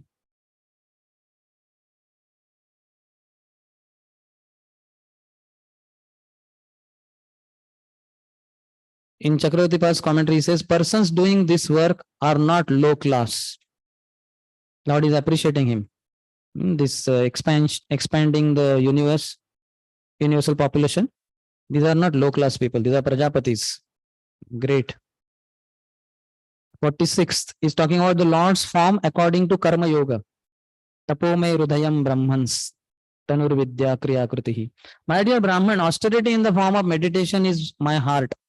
Vedic knowledge in the form of hymns and mantras constitutes my body, and spiritual activities and ecstatic emotions are my actual form.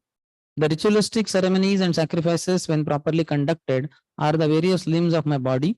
The unseen good fortune proceeding from pious or spiritual activities constitutes my mind, and the demigods who execute my orders in various departments are my life and soul.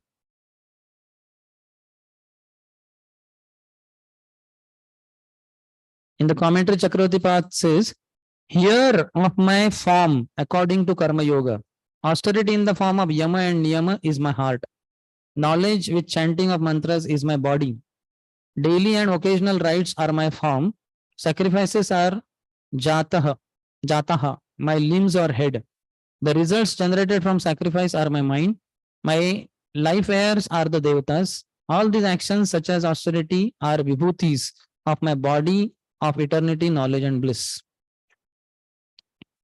47th is something like Chatushloki Bhagavatam. First line. So he's talking in two parts, totally 4 lines. Aham evasam evagre nanyat kinchid antaram bahihi. Sanyanam Sanyanamatra avyaktam prasuptam iva vishwataha. So first 2 lines is Lord's form according to Bhakti Yoga. Aham evasam evagre nanyat kinchid antaram bahi. And the last 2 lines are about Lord's form according to Jnana Yoga. So translation of 47. Before the creation of this cosmic manifestation, I alone existed with my specific spiritual potencies. Consciousness was then manifested just as once consciousness is unmanifested. Consciousness was then unmanifested just as once consciousness is unmanifested during the time of sleep. In the purport, Prabhupada quotes Vadanti Tattva, and after translation he says, consideration of the Paramatma and impersonal Brahman arose after the creation. Before the creation, only the Supreme Personality of Godhead existed. Nice statement. Before creation, only Bhagavan.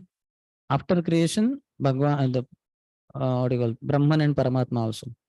Then after one line, Supreme Personality of Godhead who can be understood only by Bhakti Yoga.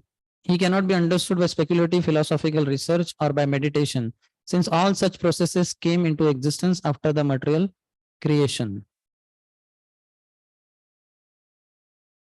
And in the commentary, Chakravarti Pad writes, now hear about my form according to Bhakti Yoga. This form that you see with ornaments, cloth, Garuda, associates existed before the creation. I will exist after the destruction of the universe as well. Agre means both previous and in the future. And I exist now. That is self-evident. This statement thus shows that the Lord exists in all 3 aspects of time. Bhut, Vartaman and Bhavishya. I have no interior or exterior. My form, which appears to have limitations like size, etc., pervades everything. This shows the Lord's inconceivable power. Then he quotes one verse, 10th canto. After that, he says, now hear about my form according to Jnana Yoga. I am consciousness alone. Sannyanam matram. I am not perceivable by the senses. I pervade everything. So the first 2 lines, Bhakti Yoga, the form, I existed before creation, after creation, now also you see. And last 2 lines, according to Jnana Yoga, is talking about consciousness. So senses cannot perceive this consciousness.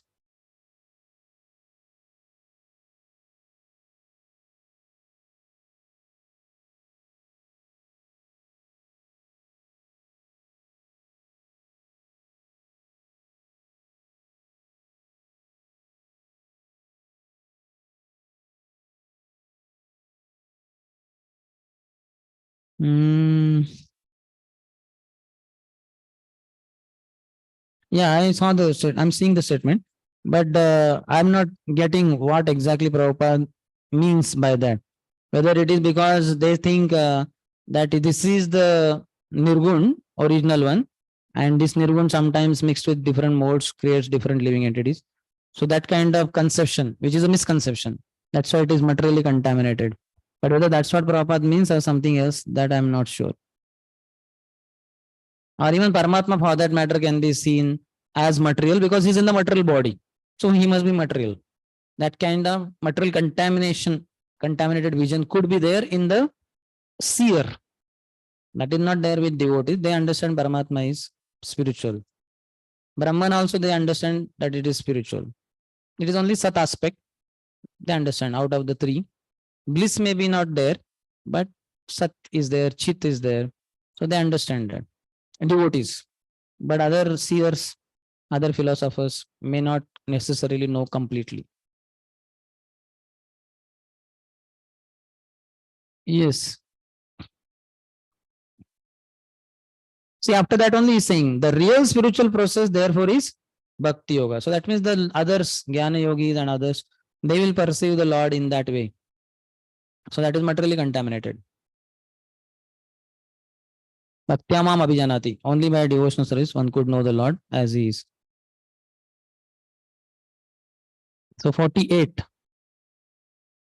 I am the reservoir of unlimited potency and therefore I am known as unlimited or all pervading. From my material energy, the cosmic manifestation appeared within me.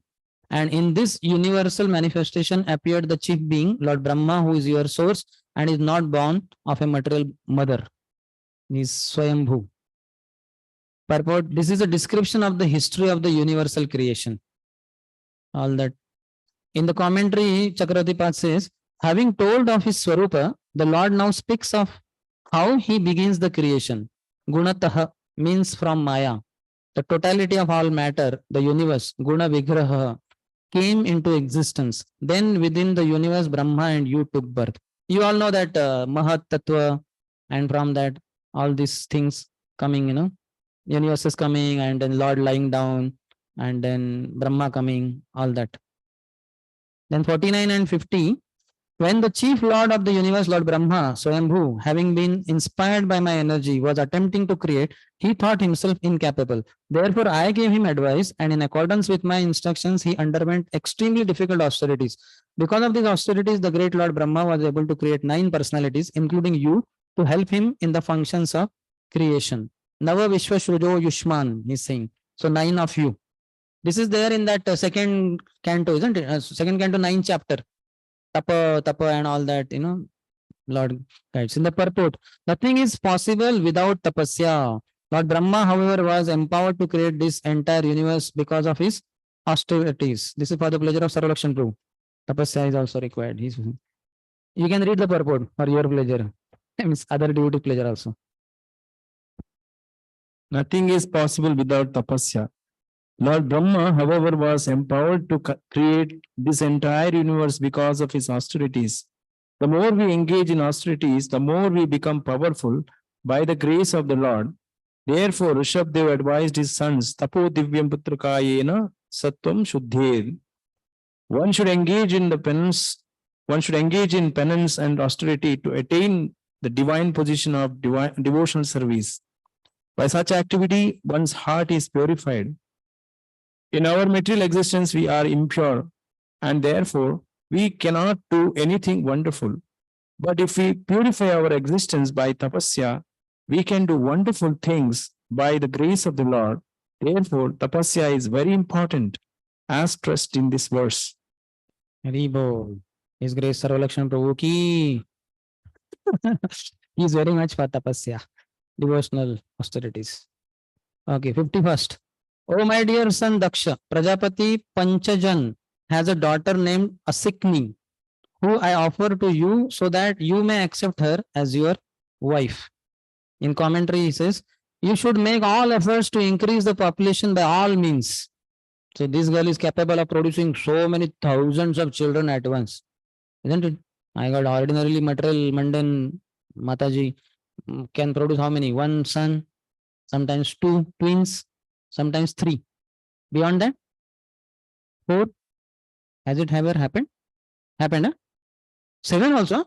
My God, 1 lady, 7. Great. That Ashtaputra Sabhogat, Ashtaputra of that 7 are produced in one go only. Ek hi aur produce karna hai. Then she will become Ashtaputravati. But anyway, 7 he is saying. But then anyway, 7 is nothing in comparison to 10,000. My God. So only this Asikni empowered, Lord only empowered her and has presented her to Daksha. So that is 51st. And 52nd. Now unite in sexual life as man and woman, and in this way, by sexual intercourse, you will be able to beget hundreds of children in the womb of this girl to increase the population. Prabhupada in the second last paragraph last says, the purport is that if one wants to return home back to Godhead, one should voluntarily return from sex life. Daksha's activity. Lord is saying now engage in sexual intercourse as man and woman, and Prabhupada second last purport, second last paragraph of the purport, last line. Sex should be accepted only as much as needed, not unlimitedly. Anyway, he also had twice only and 11,000 score. Not that 10,000 times he had sex. And then last paragraph, middle. Although sex life is the topmost enjoyment in the material world, and although one may have an opportunity for sexual enjoyment by the grace of God, this entails a risk of committing offenses. Daksha was open to such offenses and therefore, strictly speaking, he was not actually favored by the Supreme Lord. One should not seek the favor of the Lord for unlimited potency in sex life. In commentary, Vishwanath Chakravarti says, you having the quality of sex life between man and woman will produce population in her. Though the Lord mercifully showed Daksha his form after Daksha had praised him and had given him instructions, he cast Daksha onto the path of karma and material enjoyment and not into the sweet ocean of prema. That is because the influence of Daksha's offense to his great devotee Shiva had not been completely removed. A little ahead, one should not say the Lord also put Kardam into material enjoyment. The Lord gave Kardam limited enjoyment on seeing slight desire in him, but did not give unlimited enjoyment because they wanted bhakti. And little ahead, all the devotees like Dhruva, though having material desires, desired bhakti. But Daksha did not desire bhakti. Therefore, the Lord did not give him bhakti. This is the nature of having some trace of offense. If we have offended some devotee, we will not desire bhakti. We will desire profit, adoration, distinction, and so many other things.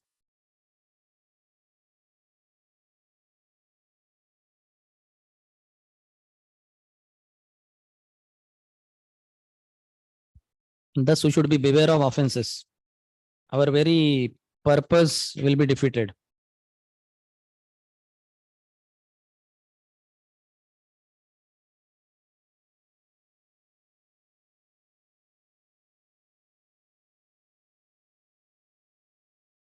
Fifty-third. After you give birth to many hundreds and thousands of children, they will also be captivated by my illusory energy and will engage like you in sexual intercourse. But because of my mercy to you and them, they will also be able to give me presentations in devotion. Now we may wonder this statement, that means thousands of children, 10,000 Hareshwas, 1,000 Shavalaswas, they will be captivated by my illusory energy. How? I take it as like, not that's what Lord is saying. Lord is saying through daughters, the generation that will come forth, they will be ones who will be undergoing sexual intercourse and populating the universe, etc. But then also they will be, because of my mercy to you and them, they will also be able to give me presentations in devotion. He is not referring to that 11,000 sons of Daksha. Yeah, you can take that pleasure in saying like that. Yes, no problem. But they will give also presentations in devotion eventually. That will come to know later. And last verse of this chapter says, Shukdev Goswami continued, after the creator of the entire universe, the Supreme Personality of Godhead, Hari had spoken in this way in the presence of Prajapati Daksha. He immediately disappeared as if he were an object experienced in a dream. We'll go a little ahead also. Prabhu is in full swing. 2 o'clock we have decided. No? So that tomorrow won't be, we don't have to arrange extra class on other day. Hopefully tomorrow by 2 o'clock everything will end. So we'll proceed with the next chapter also. Anyway, any question on this? Now nobody will dare to ask question. Arey Prabhu, if at all only one question, why don't you end now only? Acha chapter end ho gaya tha. No problem. Little bear for 10 more minutes because the pressure of so many pages is there. So 5th chapter is Narada Muni cursed by Prajapati Daksha. So in this, Narada delivers Daksha's sons. So first 22 verses are about Narada Muni's allegory and Haryashva's renunciation. And in that, the first 3 verses are talking about the Haryashvas leave for the west. First one, Srila Shukdev Goswami continued, impelled by the illusory energy of Lord Vishnu, Prajapati Daksha begot 10,000 sons in the womb of Panchajani, a Sikni. My dear king, these sons were called the Haryashvas. Second, my dear king, all the sons of Prajapati Daksha were alike in being very gentle and obedient to the orders of their father. When their father ordered them to beget children, they all went in the western direction. Third, in the west, where the river Sindhu meets the sea. There is a great place of pilgrimage known as Narayan Saras. Many sages and others advanced in spiritual consciousness live there. So where is Narayan Saras? That was told in Gujarat. Close to which city? Nobody knows. Nobody had been. I also don't know. But anyway, that is in Gujarat. Sometimes we can visit there.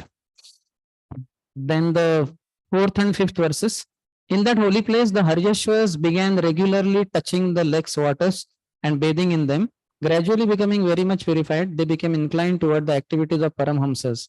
Nevertheless, because their father had ordered them to increase the population, they performed severe austerities to fulfill its desires. One day, when the great sage Narada saw those boys performing such fine austerities to increase the population, Narada approached them. 6 to 9, these 4 verses, talk about the 10 subjects of Narad Muni's allegory. The great sage Narada said, my dear Haryashvas, you have not seen the extremities of the earth. There is a kingdom where only one man lives, and where there is a hole from which, having entered, no one emerges. A woman there who is extremely unchaste adorns herself with various attractive dresses, and the man who lives there is her husband. In that kingdom, there is a river flowing in both directions, a wonderful home made of 25 materials, a swan that vibrates various sounds, and an automatically revolving object made of sharp razors and thunderbolts. You have not seen all this, and therefore you are inexperienced boys without advanced knowledge. How then will you create progeny? Prabhupada's purport, he says, Narmuni saw that the boys known as the Haryashvas were already purified because of living in that holy place and were practically ready for liberation. Why then should they be encouraged to become entangled in family life, which is so dark that once having entered it, one cannot leave it? Through this analogy, Narad Muni asked them to consider why they should follow their father's order to be entangled in family life. After quoting Tat Sadhu Manne, Prabhupada says, in the dark well of family life, one is always full of anxiety because of having accepted a temporary body. If one wants to free himself from this anxiety, one should immediately leave family life and take shelter of the Supreme Personality Godhead in Vrindavan. Narad Muni advised the Haryashvas not to enter household life. Since they were already advanced in spiritual knowledge, why should they be entangled in that way? Chakravartipad in commentary writes, why should these sons, pure-hearted and qualified for liberation, take to the path of karma on the order of their father? After giving them confidential teachings, I will liberate them. Thus the merciful Narada spoke enigmatic, metaphorical words to them. 9th, alas, your father is omniscient, but you do not know his actual order. Without knowing the actual purpose of your father, how will you create progeny? 10th, Shri Shukdev Goswami said, hearing these enigmatic words of Narad Muni, the Haryashvas considered them with their natural intelligence, without help from others. They were so pure, they could see that, they could understand. 11 to 20 talk about the Haryashvas understanding. 11th, the Haryashvas understood the meaning of Narada's words as follows. The word Bhuvu, the earth, refers to the field of activities. The material body, which is a result of the living being's actions, is his field of activities, and it gives him false designations. Since time immemorial, he has received various types of material bodies, which are the roots of bondage to the material world. If one foolishly engages in temporary fruitive activities and does not look toward the cessation of this bondage, what will be the benefit of his actions? In purport, Prabhupada says, Narad Muni spoke to the Haryashvas, the sons of Prajapati Daksha, about 10 allegorical subjects: the king, the kingdom, the river, the house, the physical elements, and so forth. Haryashvas could understand. A man works all day and night for sense gratification, and animals like hogs and dogs also work for sense gratification all day and night. Little ahead, one's duty is to act in such a way that he can release himself from his engagement. But without the instructions of Narada or his representative in the disciplic succession, people blindly engage in bodily activities to enjoy Maya Sukha, flickering temporary happiness. In second paragraph, third line, we are trying to enlighten humanity so that people may come to the understanding that they should work hard in tapasya for self-realization and freedom from the continuous bondage of birth, death, old age, and disease in one body after another. Maya, however, is very strong. She is expert in putting impediments in the way of this understanding. Therefore, sometimes one comes to the Krishna consciousness moment, but again falls into the clutches of Maya, not understanding the importance of this moment. And in commentary, Chakravarti says, the 10 items mentioned by Narada are explained in 10 verses to understand their meaning clearly. First, there is an explanation of not seeing the end of the earth. Earth refers to the subtle body, Jiva Sanyam, the cause of bondage. Subtle body is the cause of bondage without beginning for the soul. Nirvana means destruction by knowledge. What can result from insubstantial karma yoga? Rather, you should strive to destroy karma.